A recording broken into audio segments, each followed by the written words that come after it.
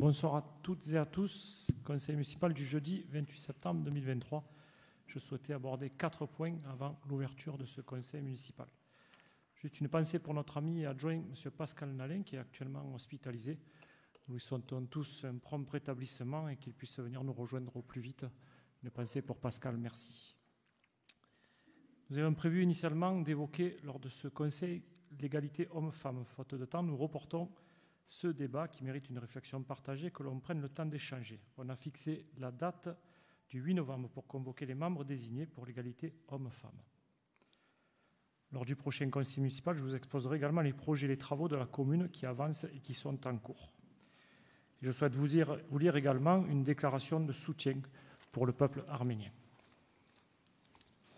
Mesdames et messieurs, chers collègues, je tiens aujourd'hui à exprimer notre soutien inébranlable au peuple arménien et aux Arméniens du Haut-Karabakh. Les événements récents ont rappelé le besoin crucial de solidarité internationale face aux défis auxquels cette communauté est confrontée. L'histoire de l'Arménie est marquée par des périodes de souffrance et de persécution, mais elle est également le témoignage de la résilience et de la détermination du peuple arménien à surmonter les épreuves. Nous devons nous rappeler que derrière chaque chiffre ou statistique, il y a des hommes, des femmes et des enfants, des familles et de communautés entières dont la vie est touchée. Gardanne ne peut être insensible à cette tragédie qui touche nos amis, nos familles. Nous devons condamner toute forme de violence et d'injustice et œuvrer pour la paix et la stabilité dans la région. Il est de notre responsabilité de faire entendre notre voix et de plaider en faveur de solutions pacifiques et durables. C'est pour cette raison que j'ai souhaité mettre à disposition un bus pour l'amicale des Arméniens de Gardanne pour qu'ils puissent se rendre à Marseille et soutenir leurs compatriotes et amis en se rassemblant ce dimanche. Certains élus participeront à ce déplacement. En cette période critique, nous devons tendre la main à nos amis arméniens et offrir notre soutien moral, humanitaire et politique. Ensemble, nous pouvons contribuer à bâtir un avenir meilleur pour tous, où la paix, la tolérance et le respect des droits de l'homme prévalent. Le fait de pouvoir aussi évoquer ce sujet lors d'un conseil municipal est un gage de considération de l'ensemble des élus du conseil municipal, qui représentent la population gardanaise et bivéroise. À ce titre, nous allons recevoir prochainement une délégation de la commune d'Alaverdi, avec qui nous sommes en contact. Le chef de communauté, appelé chez nous le maire, M. Arkady Tamazian, m'a répondu favorablement par courrier en date du 3 août de cette année, à ma requête l'invitant à se positionner sur un jumelage avec Gardanne. Cette action devrait permettre aussi d'avoir un lien permanent avec l'Arménie et en direct avec ce peuple ami. De plus, vous pourrez remarquer que l'entrée de la mairie est dotée de 2 drapeaux supplémentaires, un pour l'Ukraine et un pour l'Arménie. Très prochainement, une plaque sera posée dessous ces drapeaux avec la mention suivante: Gardanne soutient le peuple ukrainien et arménien. En conclusion, je réaffirme notre soutien indéfectible au peuple arménien et notre engagement à travailler pour un monde où chaque individu peut vivre en paix, en sécurité et dans la dignité. Merci à tous de votre attention.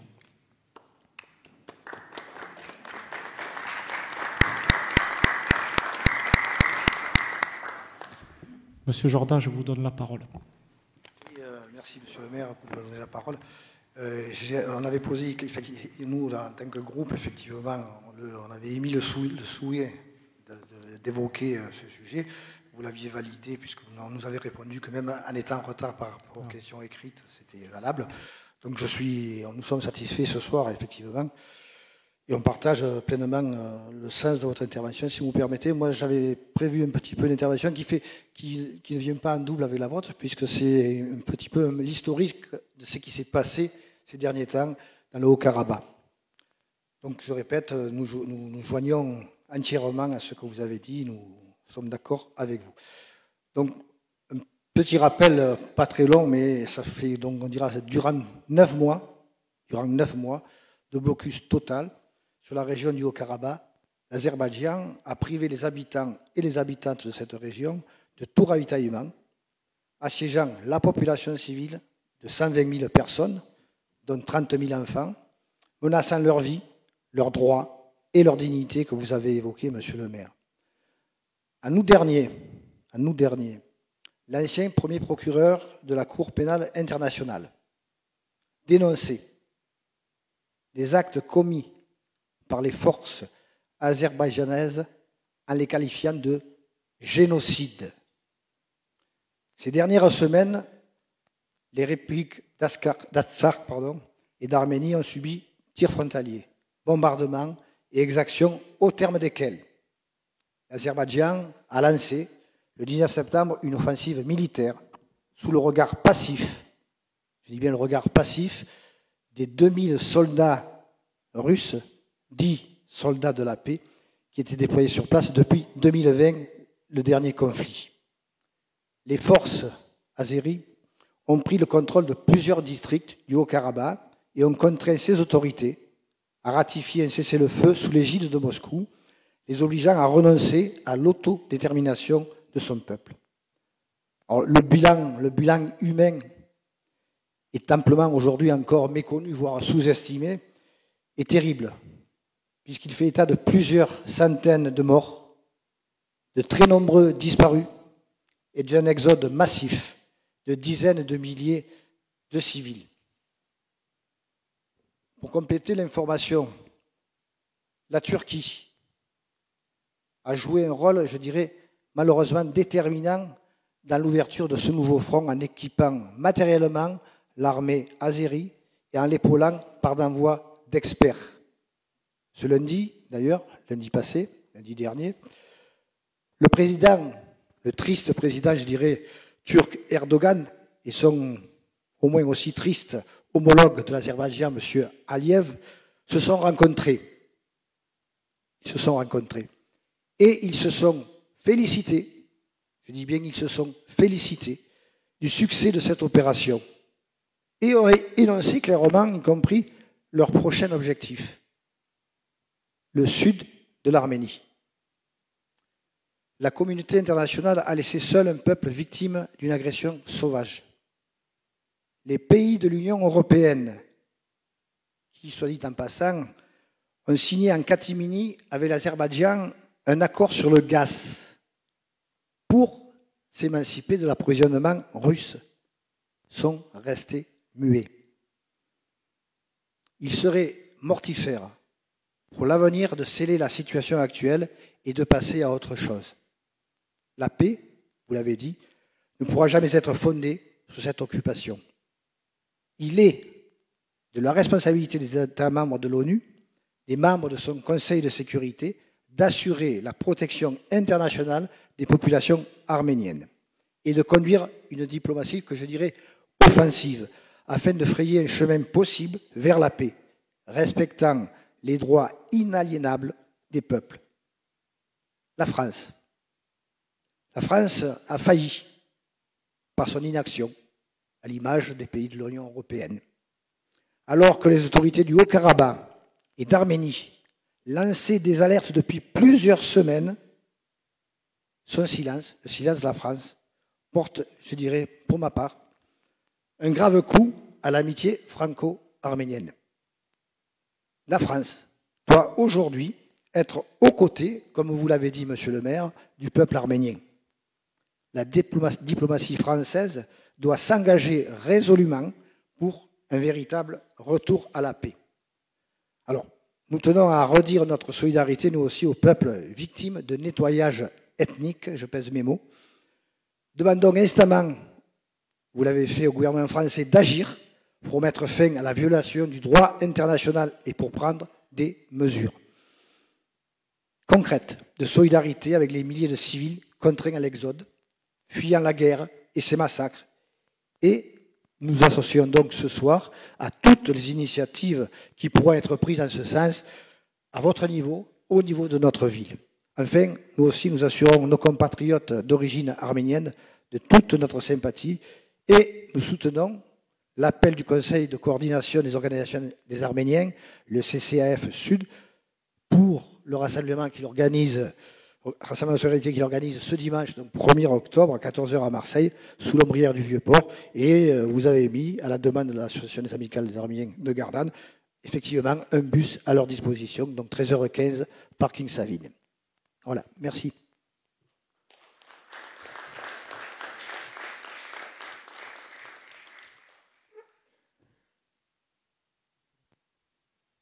Monsieur Laplana, vous avez la parole. Bonsoir. C'est terrible ce qui se passe. Et je trouve que, merci d'abord de l'explication qu'on vient d'avoir, parce que c'est pas toujours clair pour tout le monde. On comprend bien que c'est une exode et que c'est plus qu'une exode. C'est vraiment un nettoyage ethnique.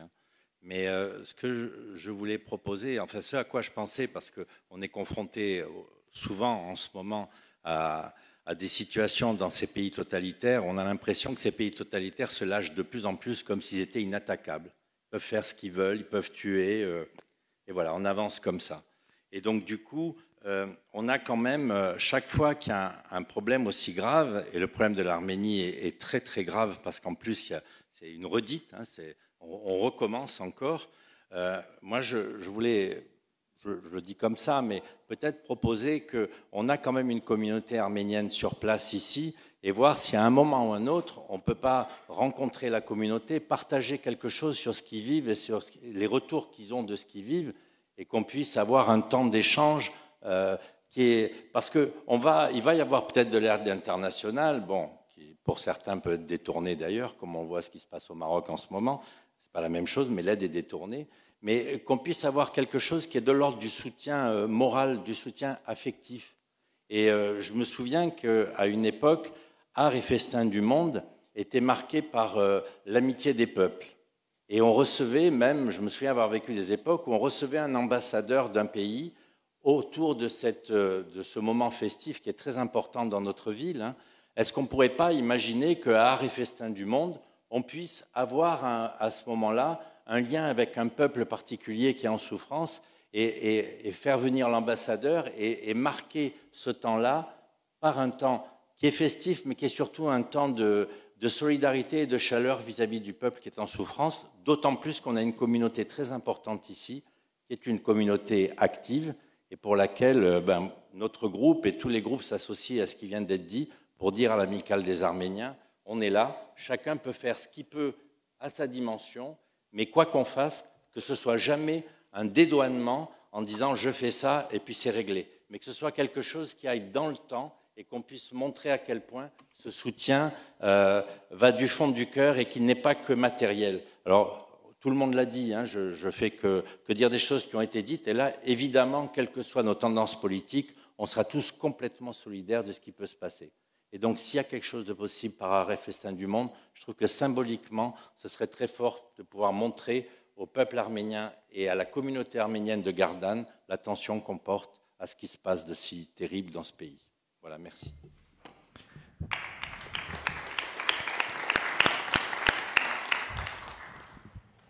Monsieur Prioré. Oui, bonsoir à tous et à toutes. Bon, je ne vais pas revenir sur la genèse que M. Jorda et que mes collègues ont évoquée. Je suis bien sûr entièrement derrière votre proposition et votre soutien que M. le maire apporte au peuple arménien. La seule réflexion que je rajouterai, si vous voulez, c'est qu'on voit bien que l'Europe, à ce niveau-là, est complètement inexistant. En 2020, les Russes n'étaient pas dans la même position, avaient réussi plus ou moins à enrayer cette poussée de l'Azerbaïdjan. Les Russes, maintenant, ont d'autres chats à fouetter. Les rapports avec Erdogan sont bien connus. Ils ont besoin du territoire turc pour faire passer leur gaz et leur pétrole. Je suis inquiet de l'avenir du peuple arménien. Et je crois que, bien sûr, je m'associe à tout ce qui a déjà été dit, mais la solution, bien sûr, aider, participer à des marches, à des réflexions, mais je pense que c'est un problème qui est beaucoup plus haut que ça, et notre président Macron est relativement silencieux. Merci. Merci, Monsieur Prioré. Je vous propose que lors de la visite du chef de la communauté d'Alaverdi, lorsqu'il arrivera à Gardanne, on le rencontre tous en tant qu'élus pour déjà commencer à échanger un petit peu sur ce qui se passe là-bas de manière plus concrète, parce que c'est vrai que, comme vous le disiez, quelquefois on est un petit peu plus informé par les médias, mais est-ce que les médias disent la vérité? J'en doute fortement. Donc voilà, je vous propose que lorsque monsieur le chef de la communauté viendra nous rencontrer à Gardanne, nous soyons tous autour de lui et puis on puisse échanger. Et après, bien évidemment, on pourra également se réunir et évoquer ce sujet, pourquoi pas, de la Réfeste du monde. c'est à l'amicale des Arméniens de nous guider par rapport à ça. D'accord. Je vais donner la parole à Madame Zunino Gougassian. Merci, Monsieur le maire. Bonsoir à tous. Je n'avais pas prévu d'intervenir, mais c'est quelque chose qui me bouleverse par mes racines, ce qui se passe actuellement. Donc, nous prenons largement à cœur ce qui se passe en Arménie, parce que ce qu'ils vivent là-bas, c'est une répétition de 1915 et c'est atroce. Actuellement, il y a des photos qui circulent d'enfants. C'est absolument horrible ce qui se passe là-bas. Sachez qu'il y a des causes, comme vous l'avez dit, qui vont au-delà des divisions politiques. Donc, bien évidemment, je partage sur le fait qu'on soit tous associés pour cette cause. Mais déjà, cette année, sachez que nous avons rencontré à plusieurs reprises l'amicale des Arméniens. On a discuté, échangé avec eux. Il y a des remontées de ce qui se passe là-bas. Je vous parle de ça, c'était déjà il y a quelques mois. C'est difficile à savoir quel est le besoin exactement. Financier, des fois, l'argent, malheureusement, ne va pas là où il faut. Du coup, ce qu'on peut mettre en place, malgré tout, les marches et le fait d'en parler, de ne pas rester silencieux, c'est déjà quelque chose, mais je suis d'accord avec vous, ça va au-delà de ce qu'on peut faire, nous, au niveau local, et c'est au niveau vraiment international que ça doit agir.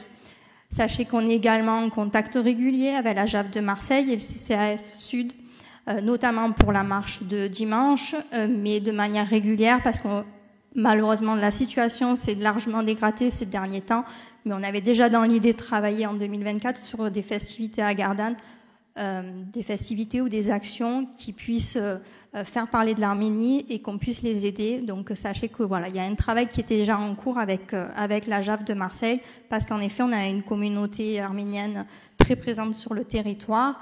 Et ça ravive les cœurs. Donc voilà. Donc ça, on vous tiendra informé en fonction des avancées, puisque nous avons tous partagé ce soir la même émotion. Merci. Merci, Madame Zunino. Nous allons procéder à l'appel, Monsieur Vincent Bouteille.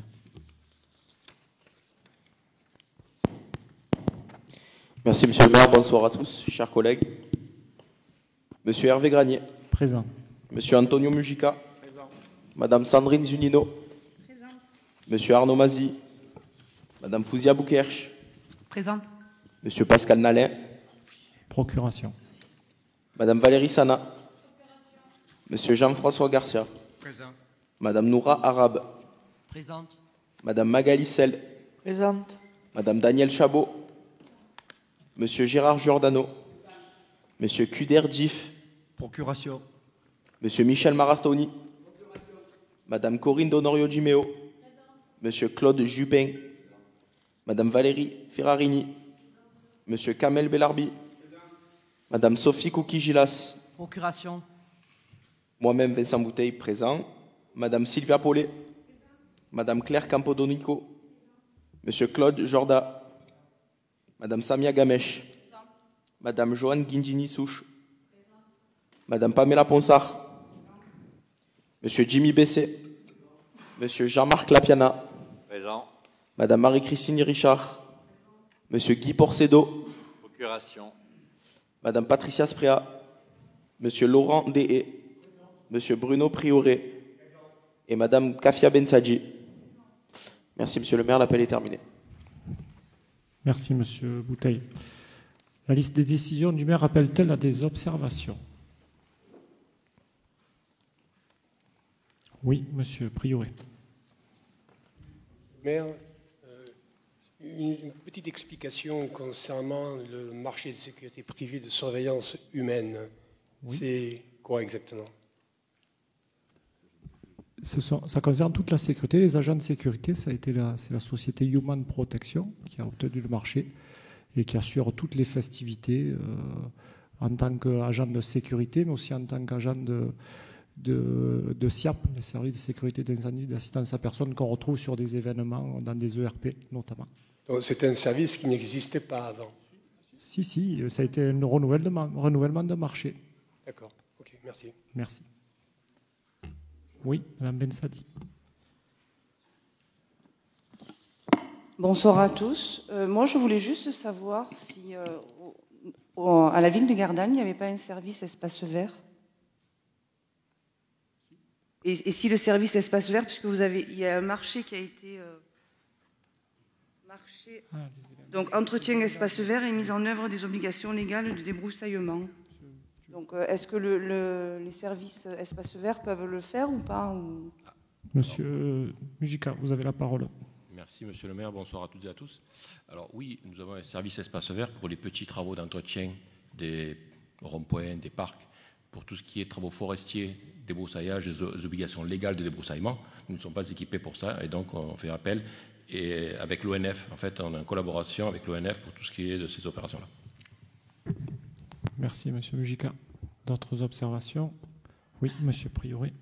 Oui, monsieur le maire, pour revenir sur ce marché des espaces verts, quel était le montant du marché précédent? Le même montant? C'est le même montant, monsieur Prioré. Merci.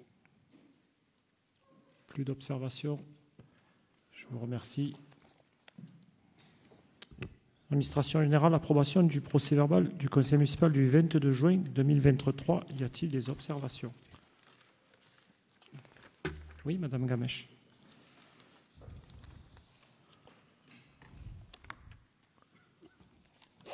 Bonsoir à toutes et à tous. Alors, monsieur le maire, en relisant le procès-verbal, nous nous rappelons que lors du dernier conseil municipal, vous avez fait le choix de regrouper nos questions écrites avant d'y répondre sur 3 pages et de clôturer la séance. Alors que vous nous demandez de vous envoyer nos questions au minimum 3 jours avant le conseil municipal, ce que nous nous efforçons de faire, nous vous demandons, par respect démocratique et pour une bonne compréhension de nos administrés, de bien vouloir lire les questions entièrement avant d'y apporter vos réponses. Ça sera fait, madame Gamèche. Merci. D'autres observations? Nous allons procéder au vote. Qui est pour l'approbation du procès-verbal? À l'unanimité, me semble-t-il. Non. Qui est contre? Qui s'abstient? Merci. Point de désignation d'un référent déontologue pour les élus locaux et adhésion à la mission d'assistance et de conseil proposée par le CDG 13. Désignation de M. Jacques Calmette, ancien magistrat de l'ordre judiciaire. Le référent déontologue a pour rôle de conseiller l'élu qui le saisit. De par ses compétences et son expérience, le référent est en capacité d'apporter son expertise en toute impartialité pour chaque questionnement lié à la déontologie. À titre d'exemple, le référent peut apporter un appui aux élus, notamment en matière de conflit d'intérêts, afin d'éviter au maximum que de telles situations se produisent. Son conseil peut consister à identifier les risques potentiels en fonction des règles juridiques en vigueur, ainsi que des recommandations et de la doctrine des autorités compétentes. Les missions de référents déontologues sont exercées en toute indépendance et impartialité par des personnes choisies en raison de leur expérience et de leurs compétences. Y a-t-il des observations? Oui, madame Richard.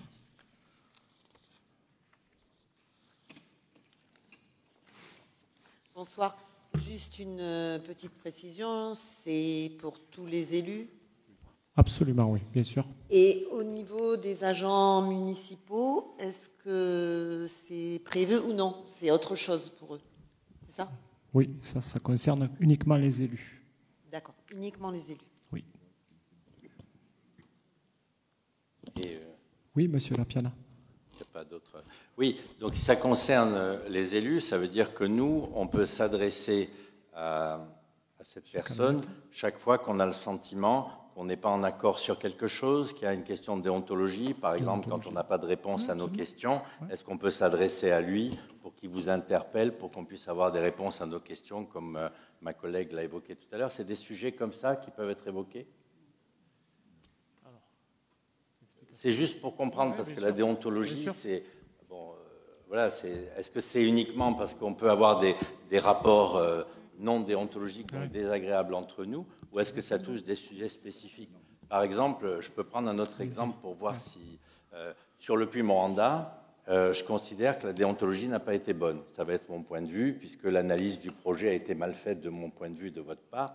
Est-ce que j'aurais pu m'adresser à ce moment-là à un déontologue et lui dire, voilà, ce sujet est mal compris par la majorité, est-ce que vous pouvez faire une médiation par rapport à ça et remettre ça sur le tapis. Est-ce qu'on peut revenir sur le tapis? Voilà, pour prendre un exemple concret, pour comprendre en quoi ça consiste, quoi, que ce ne soit pas uniquement un poste qui est là, mais à quoi il sert réellement, quoi, pratiquement.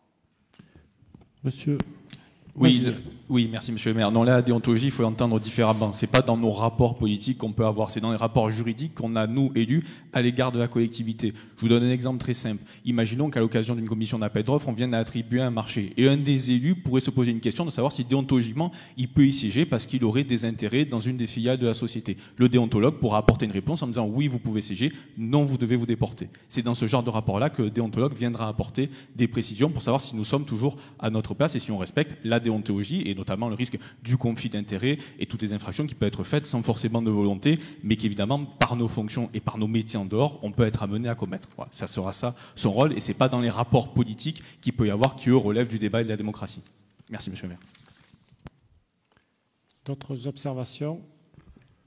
Oui, allez-y.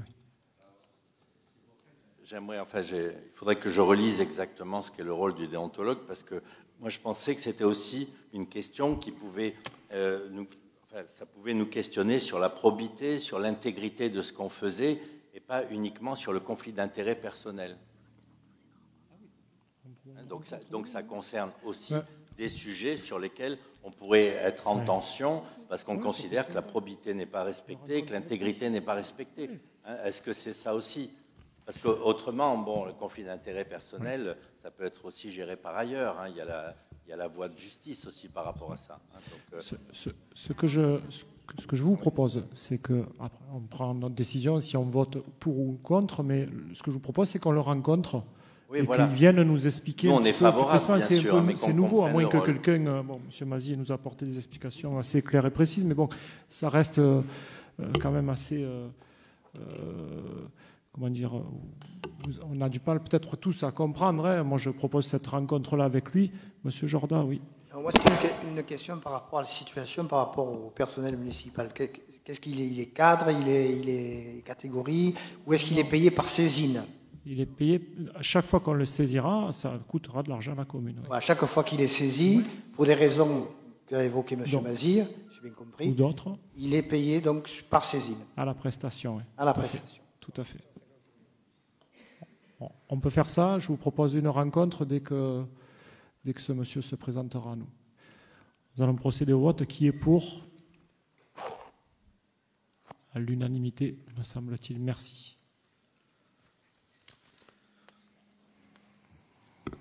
Point 3. Commission de délégation de services publics, conditions de dépôt des listes.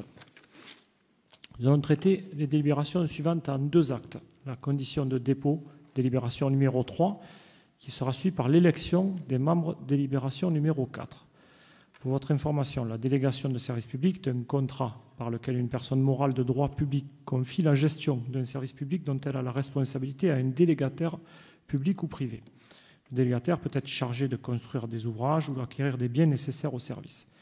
Nous arrivons à terme du contrat avec Claire Chanel, qui exploite les espaces publicitaires sur la commune. Cette DSP sera donc concernée par ce sujet pour aborder la nouvelle exploitation des espaces publicitaires en 2024. Donc, sur la commission de délégation de services publics, comme je l'ai dit, on va procéder en 2 étapes. La condition de dépôt des listes et ensuite commission de délégation de services publics et les élections des membres titulaires et suppléments. Nous avons bien reçu les candidatures. Pour le groupe majoritaire, je propose les candidatures suivantes. Pour les titulaires, M. Mazi, Mme Zuino, M. Dupin, M. Justy, M. Giordano. Pour les suppléants, Mme Kouki-Gilas, Mme Sel, Mme Boukerch, M. Marastoni et M. Garcia. Pour le groupe de M. Lapiana, Patricia Sprea, Mme Marie-Christine Richard, M. Jean-Marc Lapiana, M. Laurent Dezé et M. Guy Porcedo. Est-ce que vous ne positionnez pas de suppléants? Si le... Oui, ok. Ce qu'on n'avait pas bien compris, c'est s'il y avait 2 personnes plus 2 suppléants ou c'était 2 dont un suppléant. En fait, il va y avoir un vote, donc ça sera peut-être qu'une personne, mais si cette personne n'est pas là, il vous faut un suppléant. Donc il vaut mieux positionner, le cas échéant, après selon le vote, hein, positionner 2 titulaires ou 3 titulaires et 2 suppléants. C'est un peu comme la CAO, absolument. Donc, alors, qui sont les titulaires, Monsieur Laplana, et qui sont Les deux dans premiers, l'ordre? les Madame premiers. Spréa, titulaire. Madame Marie-Christine Richard, titulaire. Et après deux suppléants. Les deux suppléants, Monsieur Lapiana et Monsieur Dezé. C'est bon? C'est bon? Monsieur Jorda, oui. Là, vous êtes en train d'annoncer les candidats listes. pour la commission consultative des services publics. Non, c'est la DSP, là. Là, on est sur la DSP. Moi, j'ai rempli un tableau pour la commission consultative des services Mais publics. on a vu que vous n'avez pas rempli le tableau, donc c'est pour ça qu'on allait vous poser la question s'il fallait le remplir. j'avais Là, on pas est sur la compris. délégation de services publics pour les sucettes publicitaires suite à D'accord. la fin du marché de Claire Chanel. Oui, allez. Planté en définitive. C'était pas, je vous assure, c'est pas Voilà, si on n'a simple pas que ça. compris qu'il y avait deux tableaux. C'est pas si simple hein, que et ça. donc vous avez rempli le premier, nous le deuxième. Bon, c'est bien, bien sûr. Voilà. C'est pas grave. Donc là, alors, sur ce on est des sujet-là, mauvais donc, lecteurs. ce que je propose, je vais donner la parole à Mme Ben Sadi, mais ce que je propose déjà, c'est que, donc, à l'instar de M. Lapierre, vous donniez votre liste de titulaires et de suppléants. Donc c'est l'ensemble du groupe, je suppose. Après, c'est un ordre de Titulaire, qui vous c'est voulez moi. mettre? Titulaire, vous et une deuxième personne? Pamela. Mme Ponsard? Ponsard, pardon. Allez, M. Jordan et Mme Ponsard. Et suppléants, Mme Gamèche. Non, je ne sais pas. Qui vous voulez? Ah, il y a Joanne.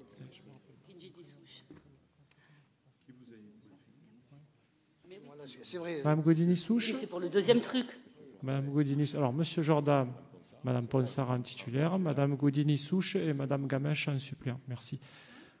Non, pas Gamèche. Ah, elle m'a dit. Elle ne veut pas. C'est Jimmy? Jimmy Bessé en suppléant? Jimmy. Merci, Monsieur Bessé. 2 et 2. Madame Ben Sadi. J'ai juste une petite question. Là, vous parlez de la commission. Vous créez une commission de DSP Oui. pour les espaces publicitaires. Oui. Mais est-ce que vous en envisagez d'autres de DSP? Pour l'instant, non, pas du tout. D'accord, merci. On est juste pour créer la commission pour toutes les DSP concernant. Oui, Madame Ponsard. Oui, déjà, bonsoir à tous. Bonsoir. Et donc, je voulais savoir, la commission de délégation de services publics, elle est créée pour la durée du mandat. On est étonné de la voir apparaître, cette délibération, aussi tardivement. Comment ça se fait? Et avez-vous l'intention de déléguer un service public dans les mois à venir? À part celui-là. À part celui-là, non. Là, on est en train de parler de Claire Chanel. Oui, alors espace publicitaire pour remplacer, ou pour conforter Claire Chanel, on ne sait pas encore.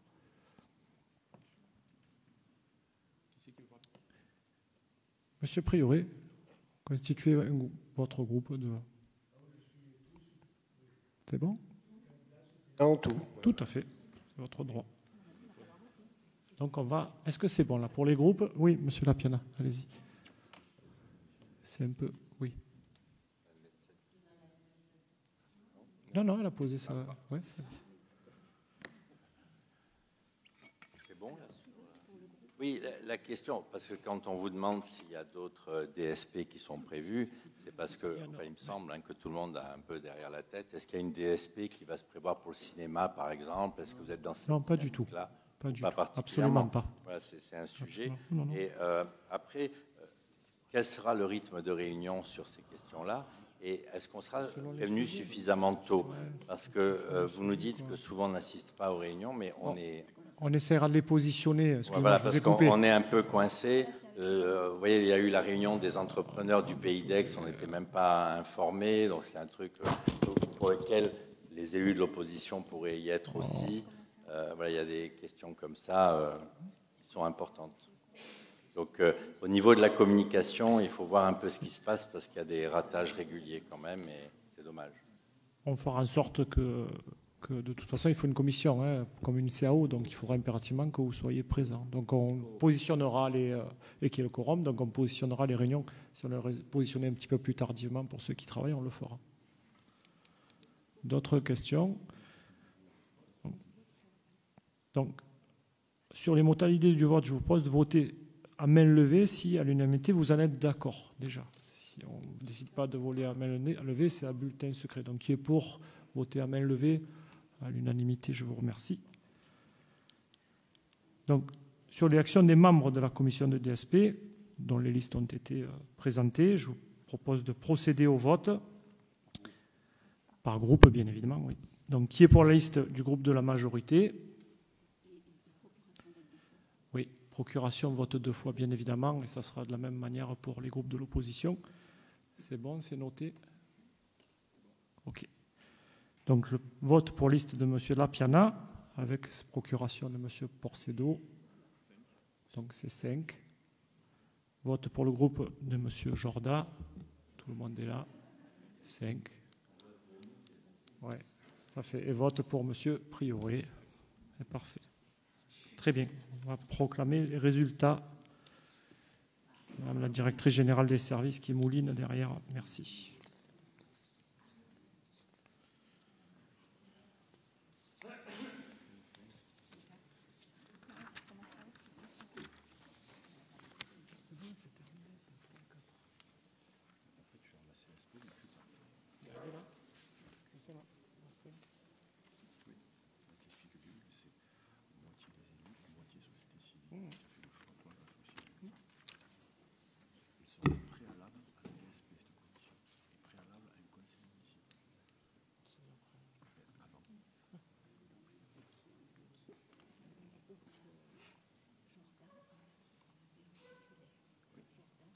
Monsieur Jordan et Madame Ponsard, qui est suppléant, Madame Gudini et Monsieur Bessé. Oui.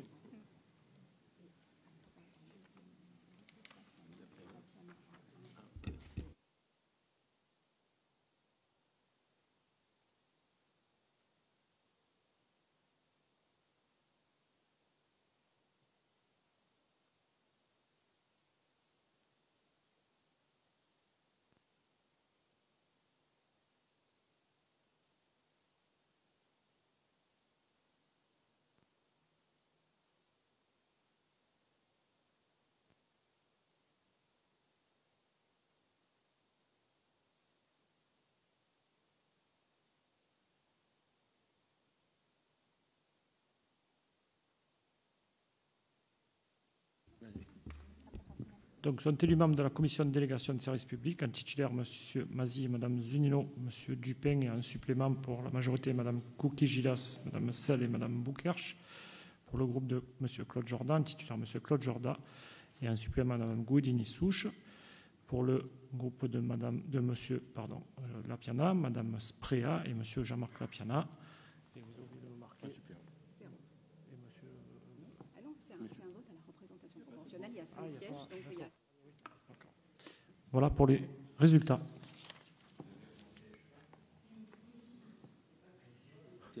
C'est bon, Patricia qui est titulaire, je l'ai dit, ouais. Et M. Lapiana, suppléant. Il n'y a qu'à M. Priori qui ne siégera pas. Vous récupérez votre papier.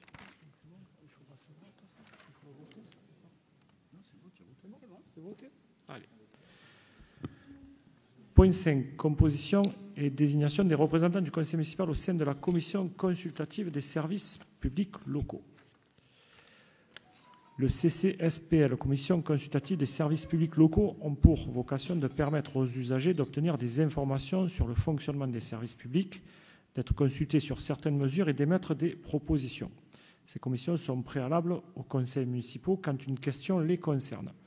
Le rôle des CCSPL, elles ont pour vocation de permettre aux usagers des services publics d'obtenir des informations sur le fonctionnement effectif des services publics, d'être consultés sur certaines mesures relatives à leurs organisations, d'émettre toute proposition utile en vue des adaptations qui pourraient apparaître nécessaires.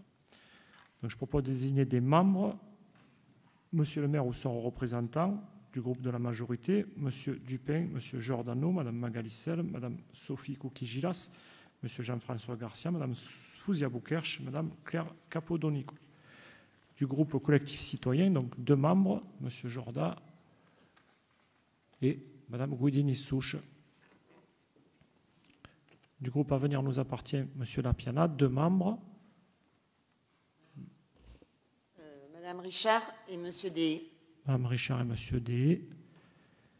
Et j'aurais une... Bon, après. Oui, d'accord. Et du groupe Ensemble Change l'avenir de notre ville, un membre, M. Prioré.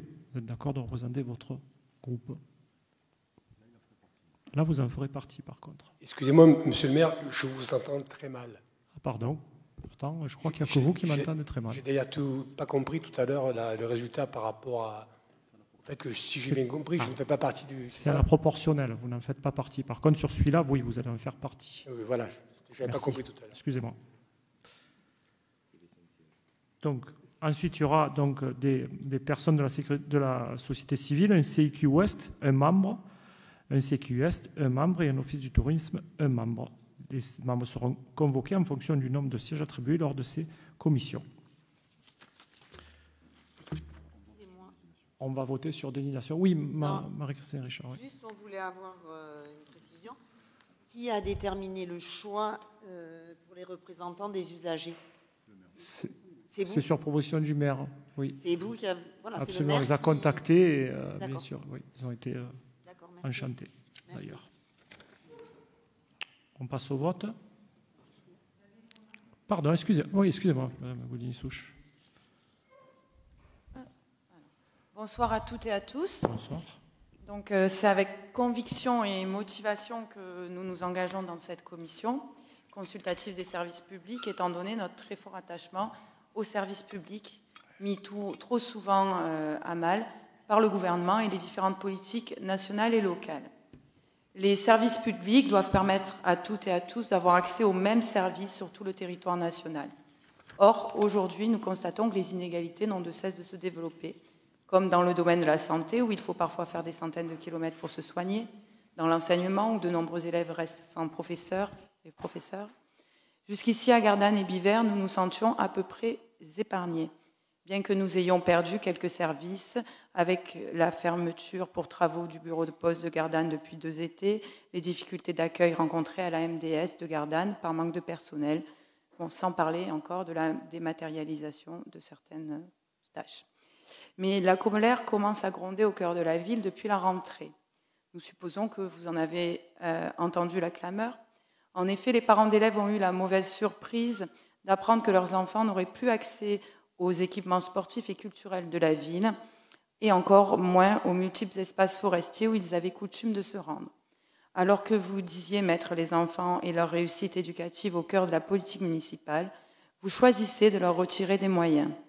Nous exprimons donc une double inquiétude au sujet de l'éducation des enfants et de leur accès à la culture artistique, scientifique ou sportive, mais aussi à celui du devenir de la régie des transports. À quoi bon une régie si les cars ne sortent plus? D'autre part, nous sommes également étonnés du peu d'associations à cette commission. Y en a-t-il pas d'autres qui se sont montrés intéressés lorsque vous les avez sollicités en vue de la préparation de cette commission?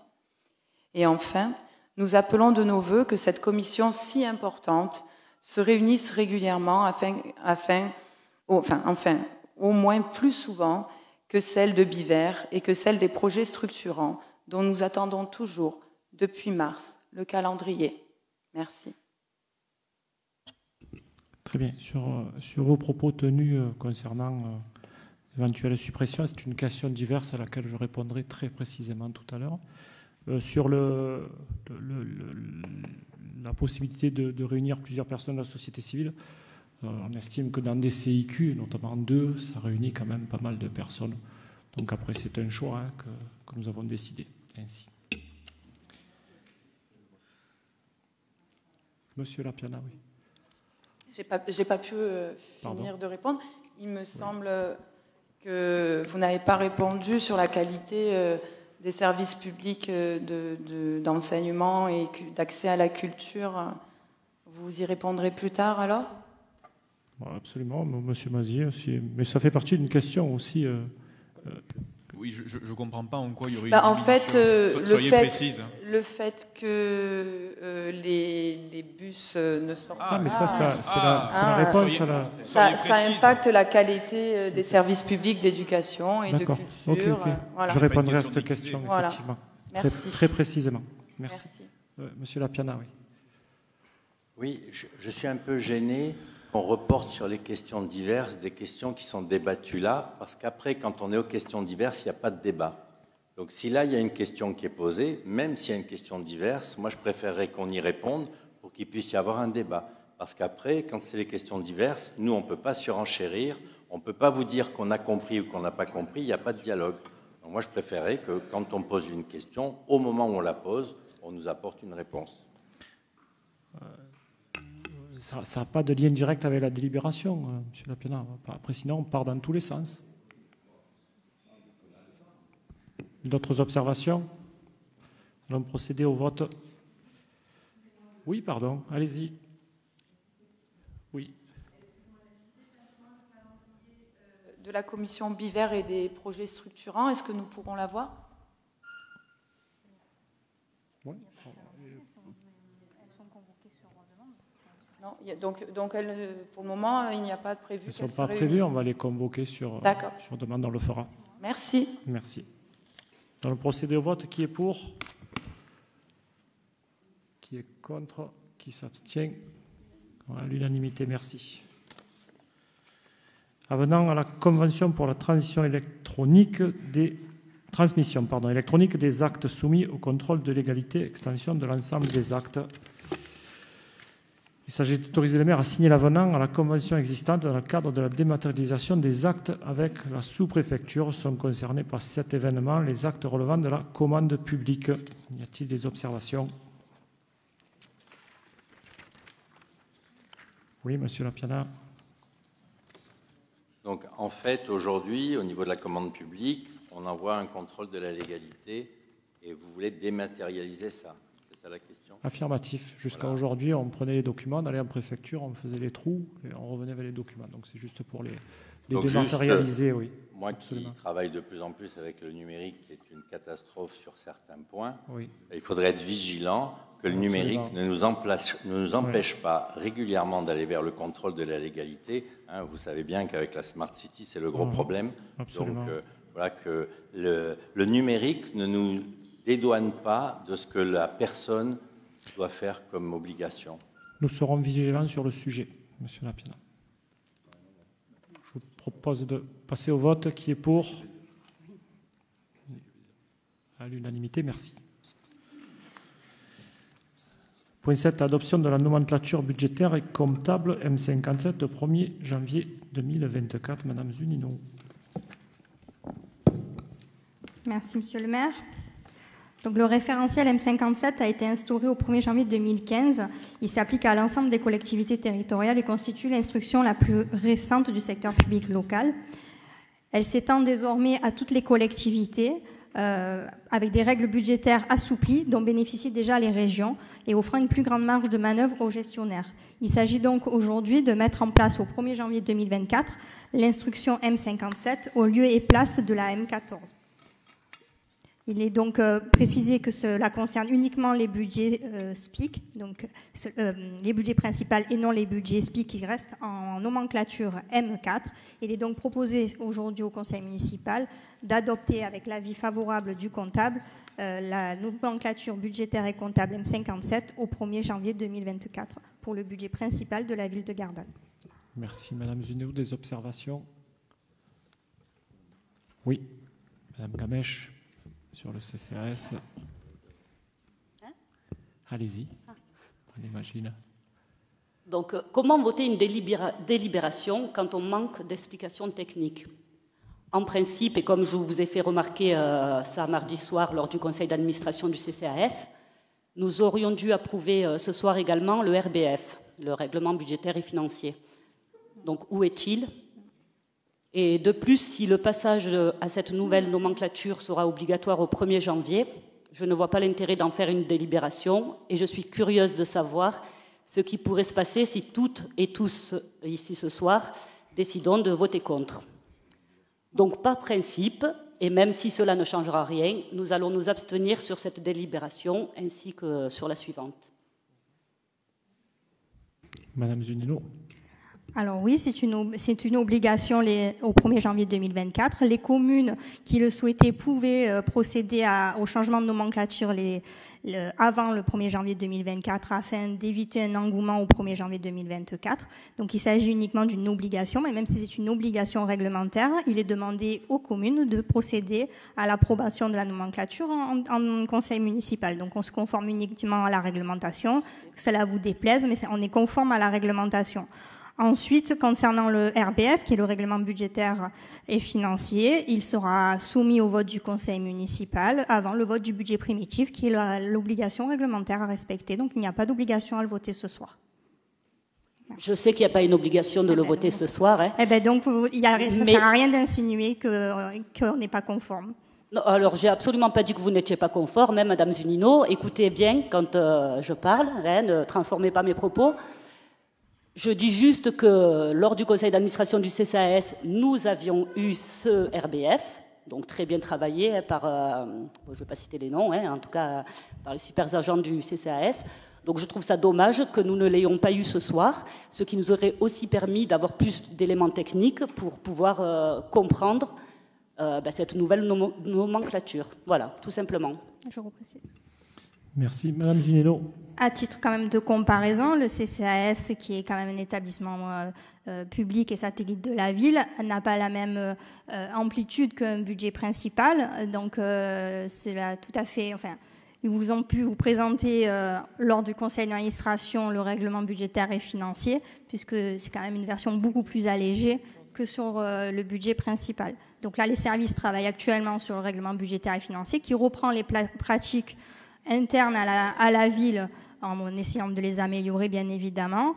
Et là, ce soir, la délibération d'adoption de la nomenclature n'est pas technique, il s'agit juste d'approuver le passage de M14 à M57, qui est juste un changement de compte. Les détails techniques que vous soulevez, qui relèvent du RBF, seront bien entendu discutés en commission finance et en conseil municipal lorsqu'on vous le soumettra. Voilà. Merci Madame Zunino. D'autres observations? Nous allons procéder au vote. Qui est pour? Qui est contre? Et qui s'abstient? Merci. Point 8, adoption de la durée des amortissements à M57. Madame Zunino. Merci Monsieur le maire. Donc, comme nous venons d'adopter l'instauration de la M57 au 1er janvier 2024, il est donc nécessaire d'adopter la durée des amortissements en M57. Donc, considérant la délibération de 2013 qui fixait les durées d'amortissement, nous informons donc l'Assemblée de la mise en œuvre de cette nouvelle nomenclature M57 qui prévoit un amortissement calculé pour chaque catégorie d'immobilisation au prorata du temps prévisible d'utilisation. C'est la règle du prorata temporis et c'est là le changement par rapport à la nomenclature M14 qui prévoyait anciennement donc un début des amortissements au 1er janvier N+1. Donc il est proposé ce soir au conseil municipal d'une part d'approuver la règle du prorata temporis et dans un deuxième temps d'approuver les catégories d'immobilisation qui sont soumises à amortissement et qui sont présentées dans le tableau joint à la présente délibération. Il est également précisé qu'il sera dérogé à la règle du prorata temporis pour les biens de faible valeur qui sont à un seuil de 500 € au sein de la collectivité. Voilà. Des observations? Nous allons procéder au vote. Qui est pour? Qui est contre? Et qui s'abstient? Merci. Point 9. Instauration de la taxe annuelle sur les friches commerciales à compter du 1er janvier 2024. Madame Magalissel, vous avez la parole. Merci, Monsieur le maire. Bonsoir à tous. Alors, engagée dans une politique de revitalisation de son centre-ville, la commune souhaite lutter contre le phénomène persistant de vacances des locaux commerciaux. Dans cette perspective, la plateforme Initiative Pays d'Aix a assuré sur le territoire communal le déploiement d'une action de redynamisation qui visait à implanter 2 commerces sur des locaux vacants, l'un sur Biver et l'autre dans le centre-ville de Gardanne. Cependant, malgré l'expérience de cette plateforme ainsi que la sollicitation régulière de porteurs de projets ayant la volonté de s'implanter sur le territoire communal, cet objectif n'a pas pu être atteint. Plus encore, la plateforme a été confrontée au refus de la part de nombreux propriétaires de mettre en location leurs locaux commerciaux vacants. Compte tenu de ce constat, la commune souhaite mobiliser le levier de la taxe annuelle sur les friches commerciales situées sur le territoire communal en vue d'inciter les propriétaires concernés à exploiter ou louer leurs biens et par conséquent de réduire le nombre de locaux commerciaux inoccupés. Cette taxe constitue un impôt local dû par les propriétaires de biens commerciaux inexploités soumis aux conditions cumulatives suivantes. Ils sont soumis à la taxe foncière sur les propriétés bâties. Ils ne sont plus affectés à une activité soumise à la cotisation foncière des entreprises depuis au moins 2 ans au 1er janvier de l'année d'imposition. Il conviendrait de noter que la taxe n'est néanmoins pas due lorsque l'absence d'exploitation des biens est indépendante de la volonté du contribuable. La taxe est assise sur la même base que la taxe foncière sur les propriétés bâties. Le taux d'imposition est progressif avec 10% la première année d'imposition, 15% la deuxième année d'imposition et 20% la troisième année d'imposition. En outre, les collectivités locales peuvent décider d'augmenter ces taux sous réserve de ne pas dépasser le double du montant fixé. Enfin, le conseil municipal qui a institué la taxe doit communiquer chaque année à l'administration des finances publiques avant le 1er octobre de l'année qui précède l'année d'imposition la liste des adresses des biens susceptibles d'être taxés. Il est proposé donc au conseil municipal, article 1, d'approuver l'instauration de la taxe annuelle sur les friches commerciales sur le territoire communal à compter du 1er janvier 2024, de fixer les taux de droit non majorés de 10% la première année d'imposition, 15% la deuxième année d'imposition et 20% à compter de la troisième année d'imposition. D'autoriser M. le maire à communiquer chaque année à l'administration fiscale, avant le 1er octobre de l'année précédente l'année d'imposition, la liste des biens susceptibles d'être concernés par la taxe. De dire que les recettes correspondantes seront versées au budget communal. D'autoriser M. le maire à signer la présente délibération et tout acte nécessaire à son exécution. Merci, Madame Selle. Des observations? Oui, Monsieur Prioré. Oui. Vous savez, un propriétaire foncier, lorsqu'il ne loue pas son bien, a quand même des impôts à payer, des charges à payer. Ça coûte de l'argent. Or, la vraie question, si vous voulez, qu'on doit se poser, c'est pour quelles raisons nous n'attirons pas plus de bailleurs commerciaux? Qu'est-ce qui se passe exactement? Je crois que la réponse est simple. Notre ville n'est pas assez attractive, monsieur le maire. Donc, alors là, on parle encore d'impôts, on parle encore de taxes, de trucs à payer. Je crois que les contribuables gardanais, on aura le bol de payer, toujours payer. Je reprends la vraie question. Pour quelles raisons les bailleurs commerciaux ne viennent pas? Je crois, la réponse est simple, on ne fait rien pour les attirer. Je crois que même ce qui se passe actuellement concernant, si vous voulez, la discussion sur une future grande surface sur la ville, sans aucune concertation avec les petits commerçants, c'est encore un signe, si vous voulez, qu'on n'attire pas les gens. Donc à partir de ce moment-là, c'est sûr, c'est plus simple d'aller taxer les propriétaires fonciers. Et moi, je voterai contre cette délibération. Très bien. C'est une volonté qu'ils ont de ne pas louer leur commerce pour des raisons qui les incombent. Hein. C'est pas, à un moment donné, il y a de la demande, mais par contre, ils ne souhaitent pas louer. Donc, monsieur le maire, oui. Il y a des bailleurs commerciaux qui ont loué. Mais étant donné que nous n'attirons pas grand monde, c'est des petits commerces qui durent 3, 4, 6 mois. Et les gens partent sans payer ou avec... on n'est pas attractif, on n'attire pas ce qu'il faut. Donc je crois que la vraie question qu'on doit se poser dans notre ville, c'est comment faire pour redynamiser le centre-ville, comment faire pour arriver à attirer des vrais commerçants qui resteront chez nous. La question, elle est là. Qu'avez-vous fait, monsieur le maire, pour dynamiser le centre-ville de Gardanne? Alors, monsieur, ça fait partie d'une réponse, mais... Vous voulez dire quelque chose, monsieur Mujica? Allez-y, après je continuerai. Merci, monsieur le maire. Je pense que vous n'avez pas compris ce que Magali Selle a dit au début. Elle a dit que l'initiative Pays d'Aix a fait des recherches de locaux à mettre à disposition sur Gardanne et sur Biver, et qu'aucun propriétaire n'a souhaité mettre son local à disposition. On a de la demande, on n'a pas de locaux vides. Si, on a des locaux vides, mais où les propriétaires ne souhaitent pas les mettre à disposition. Qu'est-ce que vous pouvez faire contre ça? Voilà. Allez-y, ouais, trouvez-nous des solutions, monsieur. Je crois, monsieur Mujica, c'est vous qui n'avez pas bien compris ce que je disais. Ah. J'ai jamais dit, j'ai bien entendu, l'explication de madame était claire. La plateforme du Pays d'Aix propose, mais s'il n'y a pas de bailleurs, de commerce qui veulent s'établir, la vraie question, elle est là. Mais s'ils veulent, on a des commerces, mais il n'y a pas de commerçants qui veulent, de volonté des commerçants qui veulent louer leur commerce. Je ne pense pas que si on pouvait, les bailleurs pouvaient pérenniser un commerce, ils l'auraient. Je crois qu'ils ont été échaudés. Mais oui, monsieur, ça vous fait rire, monsieur Mujica. Oui, vous faites rire. Oui, c'est facile de rigoler, mais il n'empêche qu'on n'a qu'à regarder la situation de la ville. Vous voyez, bon, et c'est pas systématiquement. Je crois que ce que j'ai exprimé, c'est clair. On manque d'attractivité. Vous pouvez utiliser toutes les plateformes que vous voulez. Quand le bailleur n'a pas confiance, il ne loue pas. Il préfère ne pas louer plutôt d'être embêté par des gens qui ne vont pas payer, qui vont partir. La vraie question, elle est là. Et oui, monsieur Mujica, oui. Non, mais on les a, les gens qui veulent venir. C'est juste qu'ils ne veulent pas louer. On n'a pas l'impression de se comprendre là. Après, derrière, le cas échéant, ils n'ont qu'à vendre leur commerce. Ils le vendent et on peut les préempter puisqu'on est dans une zone de préemption. Il y a de la demande,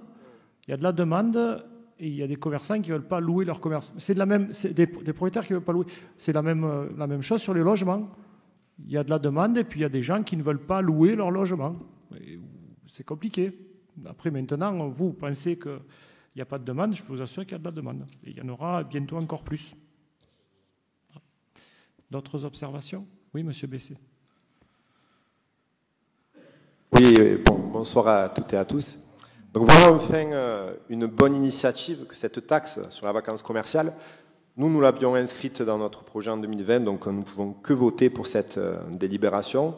Vous en parliez aussi tout à l'heure, vous pourriez également aller plus loin et mettre en place une taxe sur les 559 logements vacants à Gardanne, mais là n'est pas le sujet. Avez-vous fait une étude du nombre des locaux vacants? Qu'en est-il de la future somme récoltée et de son affectation budgétaire? Quels sont les détails de votre politique de revitalisation du centre-ville dont vous vous êtes engagé? Pourquoi la ville de Gardanne ne fait pas partie du dispositif commerce engagé, label reconnu par la plupart des communes du Pays d'Aix? Ce label, vous connaissez, je pense, permet notamment d'identifier les commerces qui se lancent, notamment dans une transition écologique et énergétique, une réduction des déchets, mais aussi la vente de produits locaux. C'est ce que nous voulons à Gardanne, des commerces de proximité et qualitatifs. Pourquoi le dispositif boutique à laisser ne fonctionne pas sur Gardanne alors qu'il marche très bien ailleurs? Est-ce que c'est vraiment juste le problème de cette vacance-là? Accepter donc une implantation d'un magasin, que vous connaissez, Grand Frais, avec plus de 1000 m² de surface de vente à moins d'1 km du centre-ville, fait-elle partie de votre politique de revitalisation du centre-ville? Vous avez été destinataire notamment d'une pétition contre cette implantation avec des commerces signataires de l'avenue d'Arménie, mais aussi des commerces du boulevard Carnot. Nous tenons bien entendu à disposition cette pétition. Et nous rappelons aussi au conseil municipal que ce permis a fait l'objet d'une requête introductive d'instance au tribunal administratif de Marseille avec un argumentaire étoffé, mais nous laissons la justice faire son travail. Et enfin, nous vous conseillons, dans votre politique de revitalisation du centre-ville et du commerce, de vous appuyer sur le livre « Éloge d'un magasin » de Vincent Chabot, qui est sociologue à Sciences Po Paris, et qui dit que, je cite, « La grande distribution et la galerie marchande ne font plus rêver les consommateurs et n'incarnent plus la diversité commerciale. Les Français ont plutôt envie de commerce de centre-ville. » Et il ajoute que le commerce de centre-ville fabrique et façonne beaucoup plus la ville que sa périphérie. Les habitants viennent y chercher du contact, des échanges et une certaine ambiance. Et enfin, ce soir, nous réitérons notre attachement à nos commerces de proximité, créant du dynamisme et du lien social. Une pensée plus particulière pour tous les petits commerces et notamment pour les 15 commerces signataires de la pétition qui risquent de perdre de l'activité avec l'arrivée d'une énième grande distribution sans besoin réel pour la population. Merci beaucoup. Merci, monsieur Bessé. Donc ça faisait partie d'une question, donc je vais apporter des précisions comme ça. Vous pourrez rebondir sur le sujet. Donc, concernant le permis de construire de Grand Frais, qui est au tribunal administratif, le 6 octobre, un jugement sera donc rendu. Et nous appliquerons la décision en conséquence. Je vous rappelle que lorsqu'un permis est déposé sur un terrain privé, nous n'avons pas à juger de l'opportunité des projets, mais simplement à vérifier de sa conformité aux règles d'urbanisme. Le PLU prévoit que dans cette zone, l'installation de ce type d'établissement est possible. Pour revenir sur le Grand Frais, ce n'est pas une zone commerciale, hein, c'est un magasin. À ce jour, peut-être que vous, oui, mais moi, je n'ai jamais rencontré encore quelqu'un qui ne souhaitait pas l'installation de ce magasin, mais un magasin qui ne soit pas au détriment de nos commerces de proximité et notamment de nos boulangeries. À ce sujet-là, je vais vous en informer très clairement. Nous allons attendre le retour du jugement du tribunal, mais il est hors de question que Grand Frais vienne s'installer avec une quelconque boulangerie, qu'elle soit Blachère ou Banette ou quelque que ce soit, en parallèle de ce magasin, parce que nous estimons que 2 boulangeries sont déjà situées sur une distance entre 100 et 150 mètres entre la Banette, je crois que c'est la Banette, la rouge, non, c'est la Banette, me semble-t-il, et celle qui se situe, l'atelier, pardon, celle qui se situe au niveau du centre commercial c'est l'atelier. Donc voilà, donc on estime qu'à un moment donné, bien évidemment, en termes de concurrence, elle serait totalement déloyale de venir y rajouter une 3e boulangerie sur 500 ou 600 mètres. Quand on regarde la pétition signée, effectivement, beaucoup de signataires concernent des boulangeries, donc ce qui nous a bien évidemment alertés et fait en sorte que nous n'accepterons pas une quelconque implantation d'une nouvelle boulangerie en parallèle du magasin Grand Frais.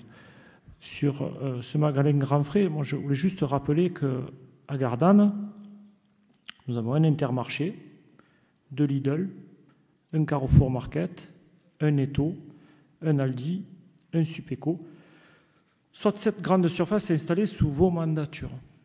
Aujourd'hui, comme cela a été exposé par mon élu, Madame Sel, nous travaillons sur la redynamisation du centre-ville avec cet héritage.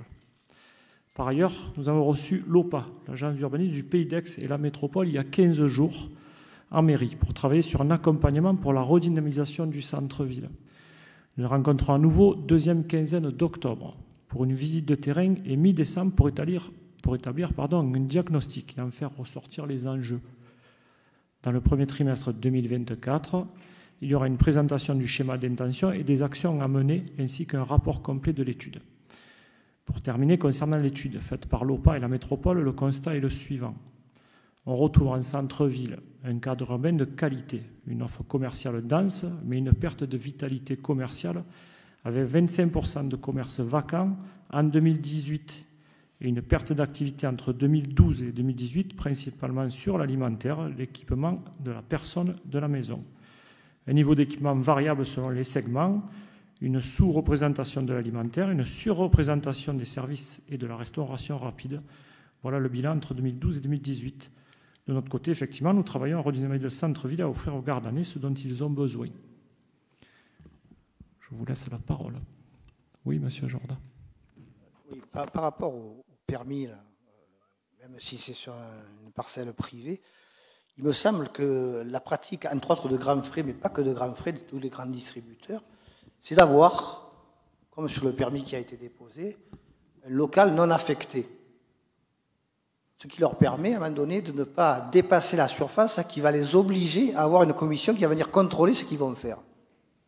Donc, aujourd'hui, ils ont un permis, c'est pour ça que c'est d'ailleurs au tribunal administratif, dans lequel il y a un local non affecté, et on sait, et vous le savez certainement, que partout en France, quand Grand Frais s'installe, j'ai rien contre Grand Frais, hein, je vais moi-même dans les grands magasins, comme je vais dans les petits commerçants à Gardanne, je ne m'en cache pas. Par contre, c'est que la pratique de Grand Frais, c'est avoir un local non affecté, donc qui ne rentre pas dans tout ce qui est surface commerciale, mais au bout d'un certain temps, une certaine, je ne sais pas si c'est une ou un, Marie Blachère, qui est boulanger, s'installe. Et une fois que le permis sera accordé et qu'ils seront installés, vous n'aurez pas la possibilité, monsieur le maire, d'interdire l'implantation d'une boulangerie. J'en suis persuadé. Merci, monsieur Jordan. Pour plus de précision, j'ai eu donc le directeur du magasin Grand Frais. Cette surface-là sera transformée en réserve et donc il n'y aura pas de boulangerie Blachère, je peux vous l'assurer. Maintenant, vous ne le croyez pas, c'est votre choix. Le mien, il il est clair, net et précis, il n'y aura pas de boulangerie Blachère sur l'avenue d'Arménie dans ce magasin Grand Frais. Il y a déjà des magasins Grand Frais qui exercent sans avoir la boulangerie Blachère. Ce ne sera pas une exception à Gardanne. Oui, monsieur Lapiana. Nous, on a un avis un peu différent sur la taxe parce que, en fait, il nous semble que la taxe serait plutôt la dernière solution. Quand, par exemple, vous nous présentez cette délibération dans laquelle vous dites qu'il y a eu un magasin à l'essai qui n'a pas pu se faire à Bivers et à Gardanne, moi, je ne vois pas l'explication pourquoi ça ne s'est pas fait.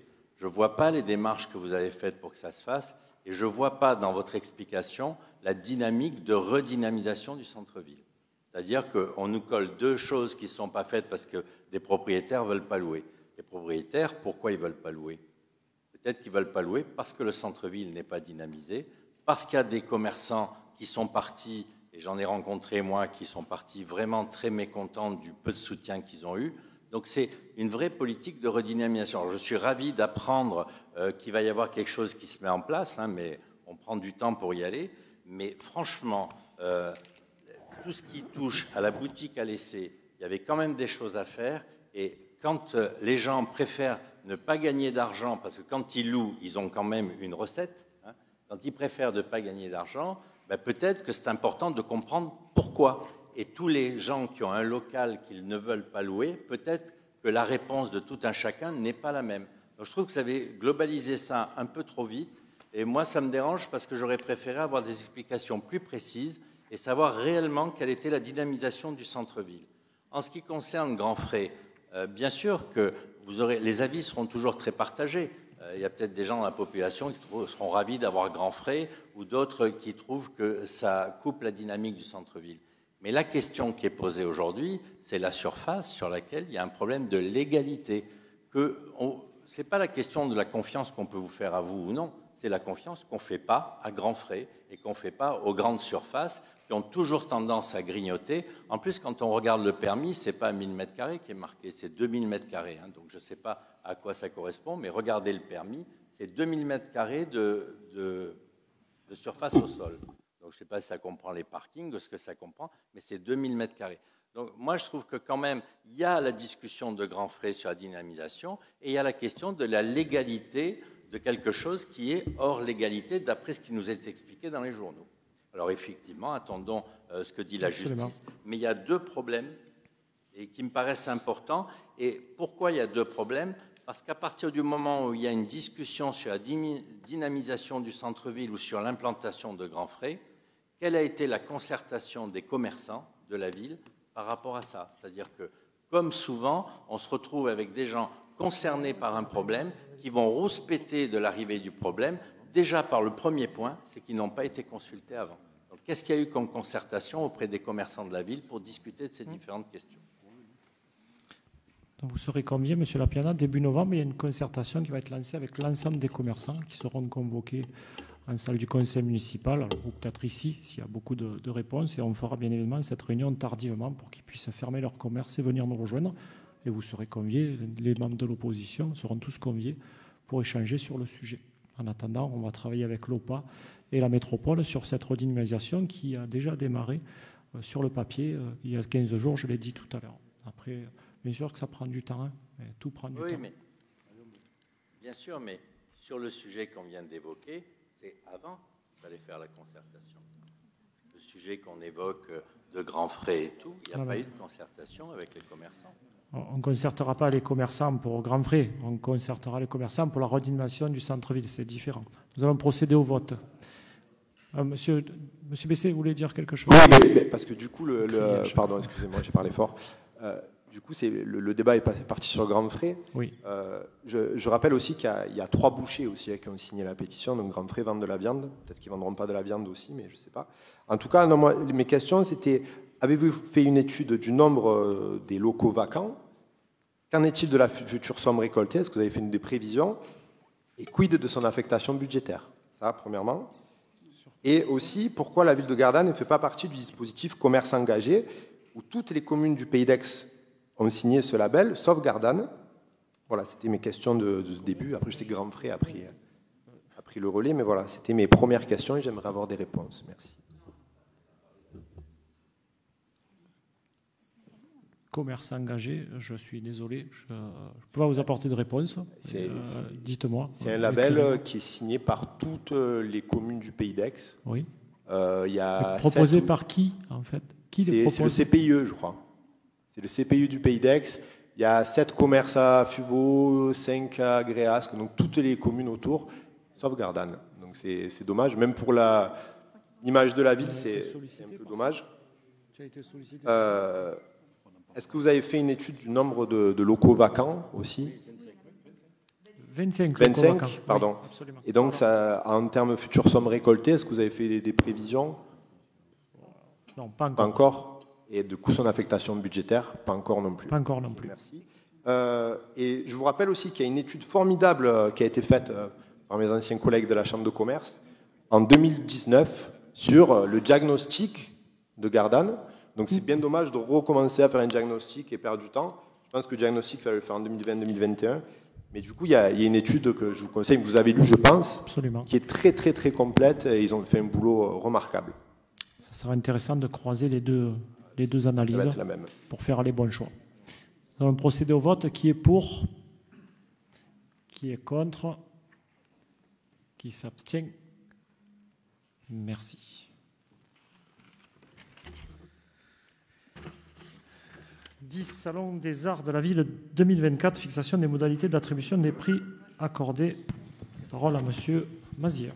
Merci Monsieur le maire. Donc, comme chaque année, chers collègues, je vous propose d'instaurer 16 prix d'une valeur chacun de 20 € pour le 43e Salon des Arts qui se déroulera du 5 au 9 février. Voilà, très simplement. Merci Monsieur le maire. Merci Monsieur Mazière. Des observations?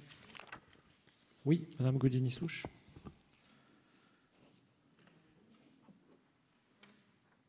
Nous prenons acte du report du Salon des Arts, mais nous ne comprenons pas. Nous avons constaté qu'un certain nombre d'initiatives qui devaient se dérouler à la Halle ont été reportées au même titre que lui, donc comme la Guilde des joueurs ou l'opération After Work. Donc on se demande s'il y a des travaux et si c'est le cas, quels sont-ils? Dans le même temps, nous découvrons que 2 salons sont annoncés à la Halle, celui des vignerons les 14 et 15 octobre, puis le Zen du 24 au 28 octobre, ce qui correspond approximativement aux dates auxquelles est habituellement programmé le Salon des Arts. Est-ce que vous pouvez nous expliquer? Nous regrettons ce problème de calendrier, espérons qu'il ne s'agit que d'un contretemps. Enfin, en matière de choix, peut-être pourrions-nous envisager d'augmenter les prix des récompenses pour montrer le soutien de la ville à l'expression artistique, à moins que cela ne grève trop nos finances, comme les photocopies dans les écoles de Gardanne. Attendez que je réponde à cette question avant d'être si affirmative. Monsieur Mazier, vous avez la parole. Oui, merci pour la finesse de votre intervention, Madame Guigny-Souche. Alors, juste pour rappeler, le Salon des Arts ne se déroule pas à la Halle. Il se déroule ici à la Maison du Peuple. Il se déroulait une fois à la Halle en période Covid et lorsqu'il y avait des travaux sur la devanture de la Maison du Peuple. Sinon, il a lieu ici. Premier point. Deuxième point, pour rappel, dans le domaine de la culture, on ne raisonne pas en année civile, mais en saison. Donc, on a eu un Salon des Arts l'année dernière sur la saison 2022-2023 qui a eu lieu en octobre. Celui de la saison 2023-2024, il aura lieu sur l'année 2024 au mois, comme je vous l'ai dit, de février. Pour 2 raisons très simples. La première, c'est que pour organiser le Salon des Arts, il faut pouvoir bloquer pendant 15 jours la Maison du Peuple. Et c'est une salle qui est extrêmement sollicitée. Cette année, elle a été sollicitée notamment dans le cadre de Mission Mine, puisqu'il y a eu une exposition qui a duré 15 jours au mois de mai. Et de plus, et vous le savez, parce que je vous l'ai déjà dit d'ailleurs, la Maison du Peuple sera mobilisée en octobre et en novembre pour la mise à disposition au cinéma pour qu'ils puissent organiser les projections aux scolaires. C'est ce qui explique tout simplement que sur proposition du directeur de l'école d'art plastique, nous avons très simplement décalé le Salon des Arts, toujours dans la saison, mais au mois de février. Et d'ailleurs, dans le passé, il a pu arriver qu'à une certaine période, il avait lieu en février et pas en octobre. Et autre point, peut-être M. Mujica apportera les précisions, actuellement, il y a des travaux qui étaient programmés sur la toiture. Voilà. Et qui se poursuivent actuellement, tout simplement. Oui. En fait, on s'inquiétait un petit peu de se demander s'il n'y avait pas de problème d'amiante sur les toits de la Halle. Monsieur Mujica. Si, il y avait des problèmes d'amiante sur le toit de la Halle. L'amiante a été enlevée sur le mois de juillet. Les travaux de recouverture de la toiture sont en cours. On va récupérer la Halle. La Halle est déjà hors d'eau, hors d'air. voilà, il y a de l'aménagement intérieur à finaliser. Très bien, je vous remercie pour vos réponses. Je vous en prie. Procès de vote. Qui est pour? Qui est pour? À l'unanimité, merci. Point 11. Approbation du nouveau règlement de service relatif au réseau de chauffage urbain communal. Monsieur Mujica.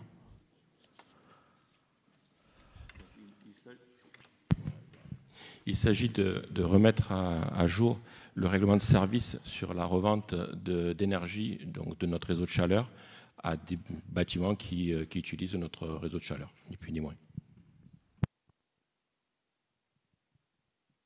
Merci, Monsieur Mujica. Des questions? Oui, Monsieur Dezay. Oui, bonsoir. J'ai bien compris que c'était la mairie qui était le fournisseur du réseau de chaleur. Par contre, je n'ai pas bien compris qui étaient les clients, notamment les clients actuels. C'est qui? Parce que vous parlez de bâtiments, mais... Gendarmerie.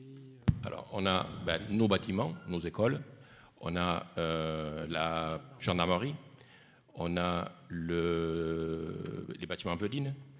Voilà. Non, Veline, la cité administrative, oui, où il y a le Auxence. Voilà. Et est-ce que vous avez dans l'idée d'étendre ce réseau de chaleur ou si vous restez sur le même périmètre? Il y a un sujet d'extension du réseau de chaleur qui est en train de mûrir, entre guillemets, avec Alteo, qui pourrait aussi nous desservir de la chaleur, et la centrale, également, qui pourrait nous renvoyer de la chaleur. Donc il y a des études qui sont en cours sur la possibilité d'étendre notre réseau de chaleur, parce que nous seuls n'arriverons pas, avec nos chaudières actuelles, à fournir autant d'énergie.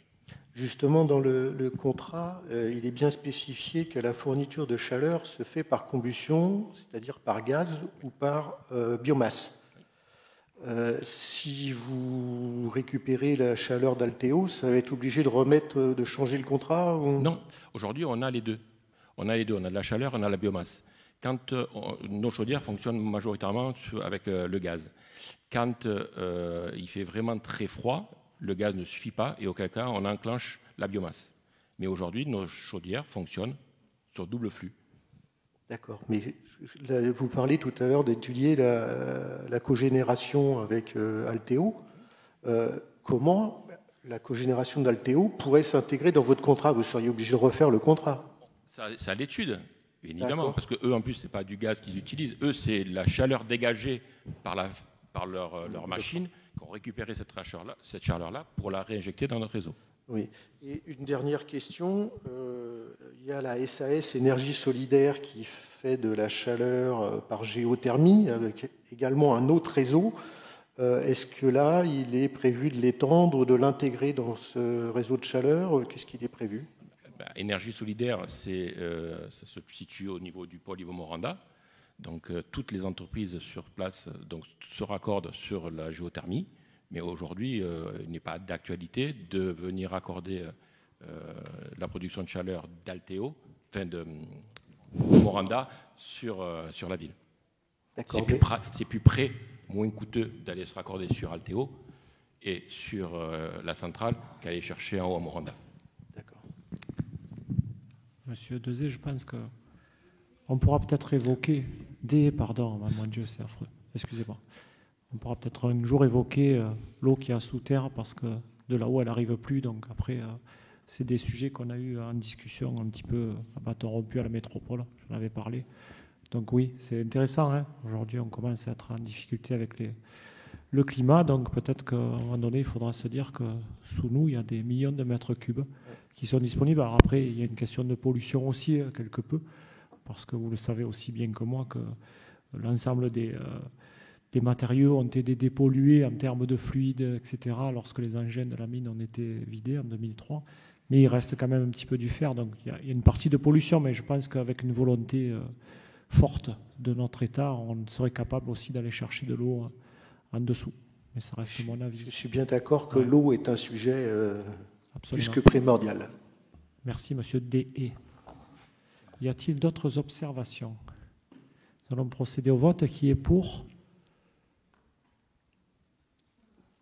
À l'unanimité, je vous remercie. Convention cadre pour la réalisation d'aménagements mineurs sur la commune de Gardanne avec le département. Monsieur Mujica, merci. Merci, monsieur le maire. Donc, il s'agit d'une convention, un renouvellement de convention pour la réalisation de petits travaux sur les départementales. Merci. Des observations? On va procéder au vote. Qui est pour? À l'unanimité, merci. Urbanisme foncier, partie 13, acquisition d'une emprise de terrain d'une superficie de 138 m² auprès du syndicat des copropriétaires de la résidence Campagne Casoni. Monsieur Justy, merci. Merci, monsieur le maire. Bonsoir. Donc, c'est suite donc, à tout ça. Il y a une régularisation de sessions gratuites tout le long donc, de l'avenue du mi-mai. Nous avons donc le syndicat des copropriétaires donc, représenté par le syndic et l'agence immobilière Next City. Donc, sont engagés à céder pour un montant de 1 500 € donc, à la commune une emprise de superficie de 138 m² à détacher de ces parcelles qui représentent, on va dire, de la voirie, du trottoir et des espaces verts. Merci, monsieur Justy. Des observations? Oui, pardon, excusez-moi. Non, juste oui. À quelle finalité cet achat de parcelles? Est-ce que c'est par rapport à l'aménagement de l'avenue de mi-mai ou c'est juste pour acheter enfin... Non, puisqu'à terme, il y aura l'aménagement de l'avenue de mi-mai et il y a eu un permis il y a quelques années de ça. Ça n'a jamais été régularisé. C'est pour ça qu'on régularise cette cession gratuite du permis de construire de l'époque. D'accord, c'est une régularisation. Okay. Tout à fait. Et du coup, alors je ne sais pas si c'est le sujet, mais l'avenue de mi-mai, il y a un projet, c'est le projet d'entrée de ville qui a été... On est en train de préparer, comme l'avenue d'Arménie, on prépare toutes les sessions et l'aménagement voulu pour du court moyen terme. Et la métropole, elle nous suit sur les entrées de ville, parce qu'il y avait l'idée qu'ils ne nous suivaient plus. On les a rencontrés en juillet, la métropole. D'accord. Donc, une chose est sûre, c'est un secret pour personne. Mi-mai ne sera pas fait parce que ce n'était pas assez avancé. D'accord. On est sur les négociations avec l'avenue Sainte-Victoire où là, on avait déjà des études, il y avait déjà une réunion publique. Donc, ils doivent revenir vers nous pour nous dire un petit peu l'avancée de... Et eux, enfin, pour leur tranche à eux, parce que nous, on avait la tranche 1, ils avaient la tranche 2, il restait la tranche 3 qui était à charge de la ville. D'accord. Voilà, ils doivent juste revenir à nous sur leur position sur la tranche 2. D'accord. Et mi-mai, c'est... Mi-mai, c'est sorti depuis janvier, c'est sorti avec la loi 3DS du champ de la métropole. Et du coup, Sainte-Victoire, ça va se faire? Je vais en parler. Pareil, c'est pareil, c'est comme mi-mai. C'est maintenu. Maintenu. Pour l'instant, on les a vus en juillet. Ouais. On doit les revoir encore là pour connaître leur décision définitive. D'accord, merci. J'ai croisé M. Et Giloux, du coup, vous avez rencontré les habitants, voilà. J'ai rencontré M. Giloux, qui est le vice-président à la métropole et maire de Sénas, à ce sujet ce matin. Il faut absolument qu'on se rencontre. J'ai écrit un courrier à Martine Vassal également en ce sens. Du coup, les habitants seront informés après. On recommencera, oui, absolument. On vous tiendra au courant. Merci. D'autres observations? Nous allons procéder au vote. Qui est pour? Qui est contre? Non, qui est pour? Qui est contre? Qui s'abstient? Merci. 14. Servitude de passage d'une ligne électrique souterraine de 400 volts au profit d'Enedis sur les parcelles communales cadastrées section CL 399 et CK 141. Paul Yvon Moranda, Monsieur Justy. Alors, donc, en vue de raccorder, le bâtiment est situé le long le lot réseau électrique de distribution publique et convient de constituer au profit d'Enedis une servitude de passage en tréfonds d'une ligne électrique souterraine à 400 volts. Considérant que cette servitude portera sur une canalisation souterraine à établir sur une longueur totale d'environ 103 mètres et sur une bande de 1 mètre de largeur, conformément aux plans qui sont fournis par rapport à la délibération. Donc, il est proposé au conseil municipal d'autoriser monsieur le maire à signer la convention. Merci, monsieur Justy. Des observations? Nous allons procéder au vote. Qui est pour? À l'unanimité, merci. Point 16, vente à la SA d'HLM 3F Sud d'une emprise de terrain d'une superficie de 21 m² à Bivers. Monsieur Justy, merci. Non, tu as oublié. Pardon. Non. Ah, il y avait 2 fois Moranda, excusez-moi. Oui, il y a 2 fois 400 Ah oui, j'aurais dû faire à 14 et 15. Donc, serait-il de passer une ligne électrique souterraine de 400 volts au profit d'Enedis sur la parcelle communale cadastrée CK 140 pour Livoire Moranda? Y a-t-il des observations? Nous allons procéder au vote. Qui est pour? Servitude, hein, donc, oui. Merci, monsieur Justy. C'est bon, à l'unanimité? Merci. C'est bon? Merci. Excusez-moi. Merci, monsieur Justy. Donc, 16. Vente à la SAHLM 3F Sud d'une emprise de terrain d'une superficie de 21 m² à Bivers. Monsieur Justy, merci. Alors, considérant que, donc, par une délibération du 22 juin 2023, le conseil municipal a approuvé la vente à monsieur Zéor Cassette d'une emprise de terrain d'une superficie de 282 m² à détacher de la parcelle communale. Et de là, on s'aperçoit qu'il y a des petits délaissés, on lui vend un petit délaissé qui correspond à 21 m², qui correspond en plus à un talus. Merci, monsieur Justy. Des observations? Nous allons procéder au vote. Qui est pour? À l'unanimité. Merci. Pardon. Ah, pardon. Oui. Mais si Jimmy, il a levé la main. Ah, pardon. J'ai regardé juste Jimmy. Alors, on reprend. Sandrine, c'est bon? Qui est pour? Qui est contre? Et qui s'abstient? Merci. 17. Échange de terrain entre la commune et le syndicat des copropriétaires de la résidence L'Oléacé. Merci, monsieur Justy. Merci. Alors, on est dans le même cas que tout à l'heure de l'avenue Demi-Mai. Par contre, on s'est aperçu qu'il y avait une partie du bâtiment qui est sur un trottoir, donc sur une partie où il y avait une session gratuite. Donc, il y a tout un échange. Et voilà, donc on prend les morceaux qui restent pour pouvoir aménager un jour ou l'autre l'avenue Demi-Mai. Donc, je propose au maire de soumettre au vote. Y a-t-il des observations? Nous allons procéder au vote. Qui est pour? À l'unanimité. Merci. Acquisition de la parcelle 18. Acquisition de la parcelle cadastrée section C 994 auprès des propriétaires en indivision de cette dernière Cové Est. Monsieur Justy. Donc, que ces derniers ont fait part de leur intention de procéder à sa cession au profit de la commune. Donc, ils sont tous en copropriété. C'est un terrain qui leur appartenait de familial. Donc, considérant qu'en sus du prix d'acquisition fixé entre les parties à 11 950 € pour l'ensemble de la parcelle, il a été convenu que la commune prendra en charge les frais d'acte. Que ce de fait, il convient de procéder à l'acquisition de la dite parcelle afin de préserver cet espace naturel. Merci, monsieur Justy. Des observations? Nous allons procéder au vote. Qui est pour? À l'unanimité. Merci. 19. Dénomination d'une voie impasse du Safran. Monsieur Justy. Alors, à 19. Donc, et rappeler au conseil municipal qu'il convient d'identifier clairement les adresses des immeubles et de procéder à leur numérotation.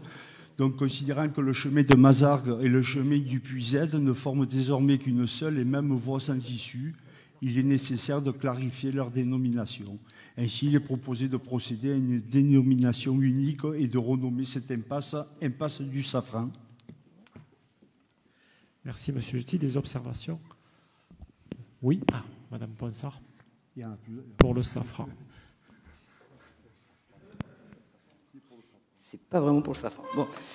Beaucoup de voies sont mal ou non nommées dans la ville suite à des travaux ou simplement car elles n'ont pas été nommées correctement. Ce problème nous a été soumis par des habitantes et des habitants qui signalent que ça peut poser des soucis de livraison, voire de sécurité pour l'intervention des pompiers. La dénomination étant une compétence du CM, y a-t-il une personne chargée de recenser ces lieux, mal ou non nommés? Et pour les résidents rencontrant des difficultés avec leur adresse, quelle procédure doit-il suivre pour y remédier? Monsieur Mégica, je vous laisse répondre, pardon. Pas grave. Oui, au service technique, nous avons une personne qui est en charge de tout ce qui est adresse, des dénominations des voiries et numérotation des voiries. Et du coup, quelle est la procédure pour les habitants qui souhaitent justement... Ils vont au service technique. Directement au service technique. À la DST. Et voilà, ou alors ils écrivent, mais sinon ils peuvent très bien se déplacer ou envoyer un courrier. Mais à la DST, on a une personne qui est en charge de l'adressage. De l'adressage. Je vous remercie. C'est peut-être même mieux de les conseiller de formaliser par écrit, comme ça, voilà. D'autres observations? On procède au vote. Qui est pour? À l'unanimité, merci. Nous allons passer aux questions d'opposition. Juste avant, je voudrais vous dire, vous nous avez interpellé, je crois que c'est le groupe de M. Jordan, sur le CFA et le devenir du CFA lors du dernier conseil municipal. Vous faites cette tête, M. Jordan, c'était peut-être pas vous que nous aviez interpellé? Je suis sûr et certain, il y a quelqu'un qui nous a interpellé dans un conseil municipal pour nous demander le devenir du CFA et j'avais dit que je renseignerai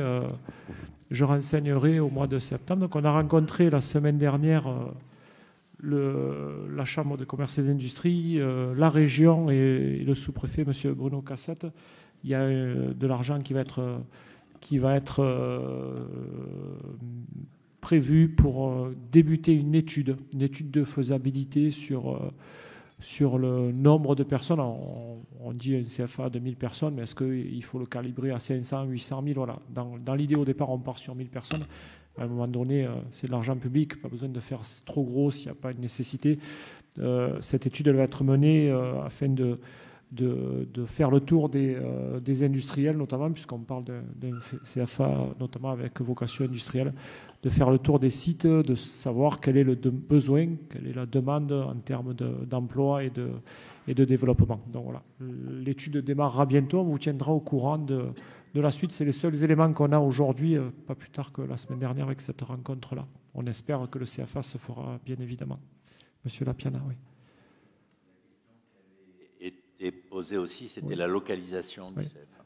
Donc, la localisation, le CFA va se situer, alors quand on part du rond-point de Ziman, je l'appelle rond-point de Ziman, quand on monte sur la départementale, la D46, la route de Gréasque, sur la droite, donc il y a des terrains qui appartiennent à la commune et des terrains qui appartiennent à des privés aussi, donc c'est sur 4 hectares, je crois, Monsieur Justy.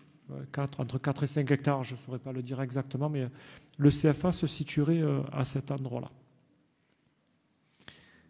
Voilà pour cette information. Nous allons passer aux questions. Question de Mme Kafia Bensadi. Depuis janvier 2023, il a été annoncé 3 montants pour le prix de revient d'un repas scolaire, 9 € annoncé sur BFM, 8,53 en conseil municipal et depuis fin juin, un prix de revient à 11,86. Je réitère ma question, pourrions-nous avoir le détail du prix de revient d'un repas scolaire par type de convive maternelle, primaire et adulte? Coût de production alimentaire est de 1,59 € pour les maternelles, plus les charges de 8,96 €, qui fait un coût de 10,55 €. Pour les primaires, 1,63 €. Les charges sont les mêmes, 8,96 €, qui fait un coût de 10,59 €. 2,91 € pour les adultes au foyer, plus les charges 7,74 €, ce qui représente 10,65 €. Les charges sont différentes entre les adultes et les primaires. Concernant les maternelles et les primaires, les montants tiennent compte donc des charges salariales, qui sont de 8,96 €, à l'exception des frais fixes. Alors, électricité, carburant, habillement, gaz, c'est du 0,01 €, voilà. Donc, en conclusion, le coût de revient, et je dis environ, parce qu'avec l'inflation, quelquefois ça fluctue un petit peu, est environ à 11,90 € pour un repas de maternelle et de primaire. Pour les adultes, le montant s'élève à environ 10,70 €. Il ne tient pas en compte des charges salariales des ATSEM, notamment. C'est ce qui fait la différence. Et le montant de charges salariales des ATSEM, c'est 1,22 €. Voilà pour ces précisions. Quel est le montant des recettes restauration scolaire, toujours Mme Bensadi, générées par les augmentations de tarifs, et notamment sur la première tranche? Concernant la première tranche, de 0 à 400, qui correspond à un tarif de 1,30 €, au nombre de repas constants, la recette en projection pour l'année 2023, puisque l'année n'est pas encore terminée, de 51 646 €. Votre question numéro 3, sur tous les menus scolaires, il est mentionné que vous garantissez la traçabilité de tous vos produits concernant les produits issus de l'agriculture bio. Serait-il possible d'avoir la traçabilité des aliments de janvier à juin 2023? Si oui, où sont-ils consultables et pouvons-nous y avoir accès? Nous disposons de ces documents qui sont consultables au secrétariat du cabinet du maire. On vous invite à le venir sans problème. Question 4. Les agents de la collectivité, combien étaient-ils à votre arrivée en fonction des statuts et par service? Combien sont-ils aujourd'hui, toujours en fonction de leur statut et par service? La réponse, pour ce qui est de la répartition des effectifs par statut, je vous renvoie au compte administratif voté chaque année et qui renseigne ces points. Pour ce qui est des effectifs par service, c'est difficilement comparable de traiter les données par service avant notre arrivée aujourd'hui. Comme vous le savez, nous avons veillé à réorganiser les services. Un nouvel organigramme a ainsi été mis en place. Des services ont fusionné, d'autres ont changé de direction, d'autres encore ont été créés. La comparaison ne peut être faite en l'état. Question de l'équipe du docteur Jean-Marc Lapiana. Question. Pourrions-nous avoir un point sur les procédures en cours Smart City, M. Giunidi, procédure non exhaustive parmi bien d'autres en cours. Réponse, la Smart City, nous attendons la décision du Conseil d'État qui a statué. La décision devrait arriver, vous avez dit, entre 7 et 14 jours. Je ne me souviens plus la date. Voilà, on pensait que ça arriverait là. Voilà, ça sera la décision du Conseil d'État. Elle arrivera dans les prochains jours. Pour M. Giunidi, la plainte que j'ai déposée, je réitère, que j'ai déposée le 27 avril 2022 par mes soins, est toujours l'instruction en cours. On attend d'avoir ces résultats-là. On vous tiendra informé, bien évidemment. Deuxième question pour M. Lapiana. Pourrons-nous avoir des explications quant aux éventuelles annulations de la mise à disposition des transports scolaires pour les sorties et déplacements pour le sport dans les écoles?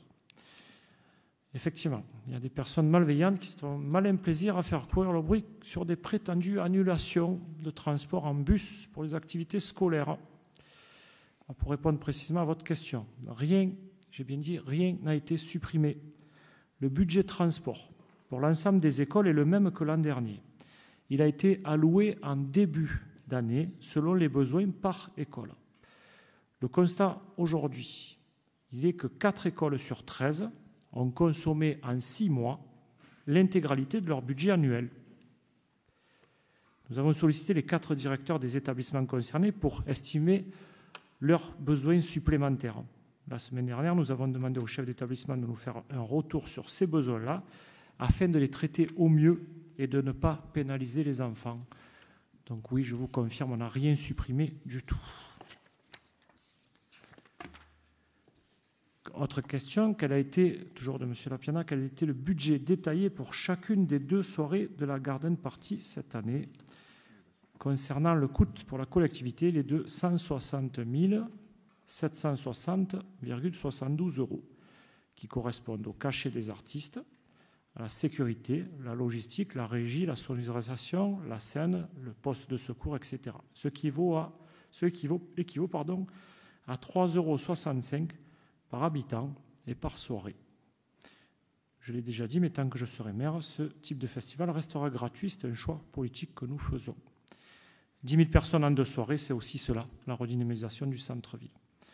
Et je voulais juste dire quand même que ça serait opportun qu'en tant qu'élu de l'opposition, vous intéressez aussi à la politique culturelle dans l'ensemble et pas seulement sur les 2 soirées de Garden Party où c'est vrai que c'est systématiquement évoqué lors du premier conseil municipal de la rentrée.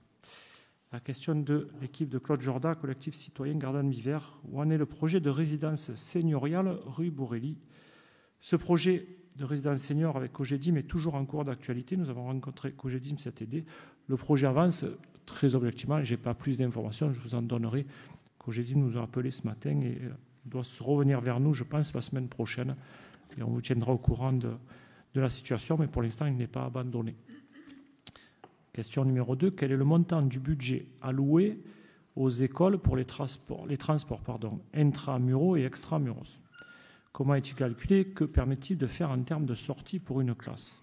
À titre d'exemple, le budget permet-il aux classes excentrées de se rendre au moins 1 fois par semaine sur un équipement sportif de la ville? Les enseignants ont-ils connaissance en amont des déplacements possibles sur l'année? Donc vous questionnez sur le budget alloué pour les transports des écoles. En complément de ma précédente réponse, je vous précise que le budget global est de 72 000 €. Le budget de chaque école est attribué en fonction du budget année précédente, de la situation géographique des écoles et des équipements sportifs dont elles disposent. Les directeurs d'école ont été informés en début d'année de l'enveloppe allouée. Une délégation, troisième question de M. Jourdain, une délégation de la mairie s'est rendue le 27 septembre au gîte Leï-Mendy à Hellefroide. Donc le 27 septembre, c'était hier. Construit entre 1946, construit de 1946 à 1951 par les mineurs de Gardanne, elle a été rachetée par la ville houlière de Provence. Y a-t-il de nouveaux projets pour ce lieu de vacances? Pour toutes et tous, ce lieu de solidarité s'inscrit dans notre histoire auquel les Gardanais et Gardanaises sont très attachés. Réponse, vous me questionnez sur l'avenir du site Leï-Mendy-Hellefroide, dans le pays des écrins Valois-Pelvoux. Alors je sais pourquoi vous me posez cette question, parce qu'il y a des bruits qui ont couru, bien évidemment, que ce merveilleux site allait être vendu par la mairie de Gardanne. Nous sommes très attachés à cet établissement qui a été construit à la sueur du front de nos mineurs. Et comme je le dis, je le redis tout à l'heure, tant que je serai maire, nous ne vendrons pas ce patrimoine historique minier. Question numéro 4. Le 13 juillet, en réponse à un mail de l'ABEPA du groupe scolaire Brassens-les-Airs, M. Mujica répondait que les derniers DTA en vigueur de novembre 2022 seront distribués aux écoles. Notre groupe était à nouveau intervenu sur le sujet lors du conseil municipal du 22 juin. Votre engagement écrit a-t-il été tenu? Les écoles ont-elles reçu ces DTA? Des travaux de désamiantage sont-ils nécessaires? Si oui, dans quel établissement?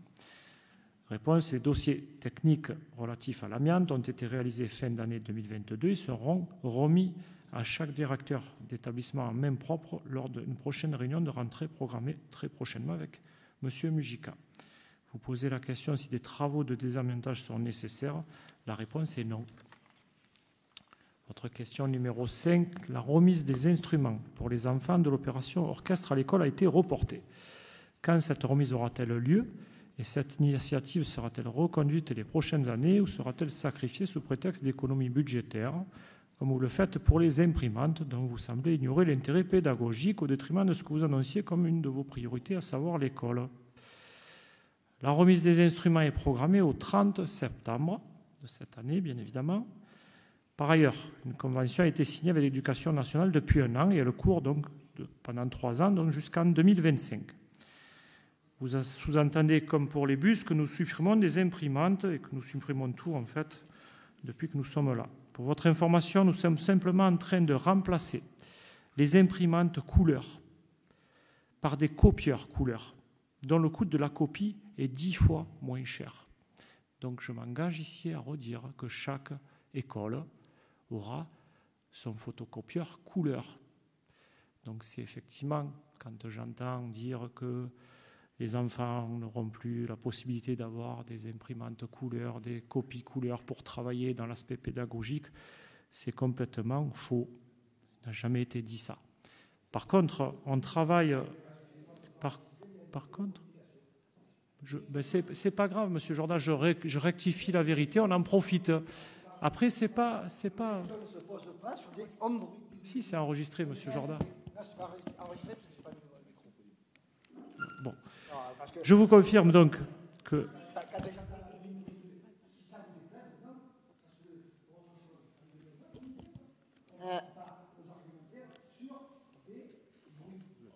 Mais si, Monsieur Jourdain... Non, non. Bon. Non, non.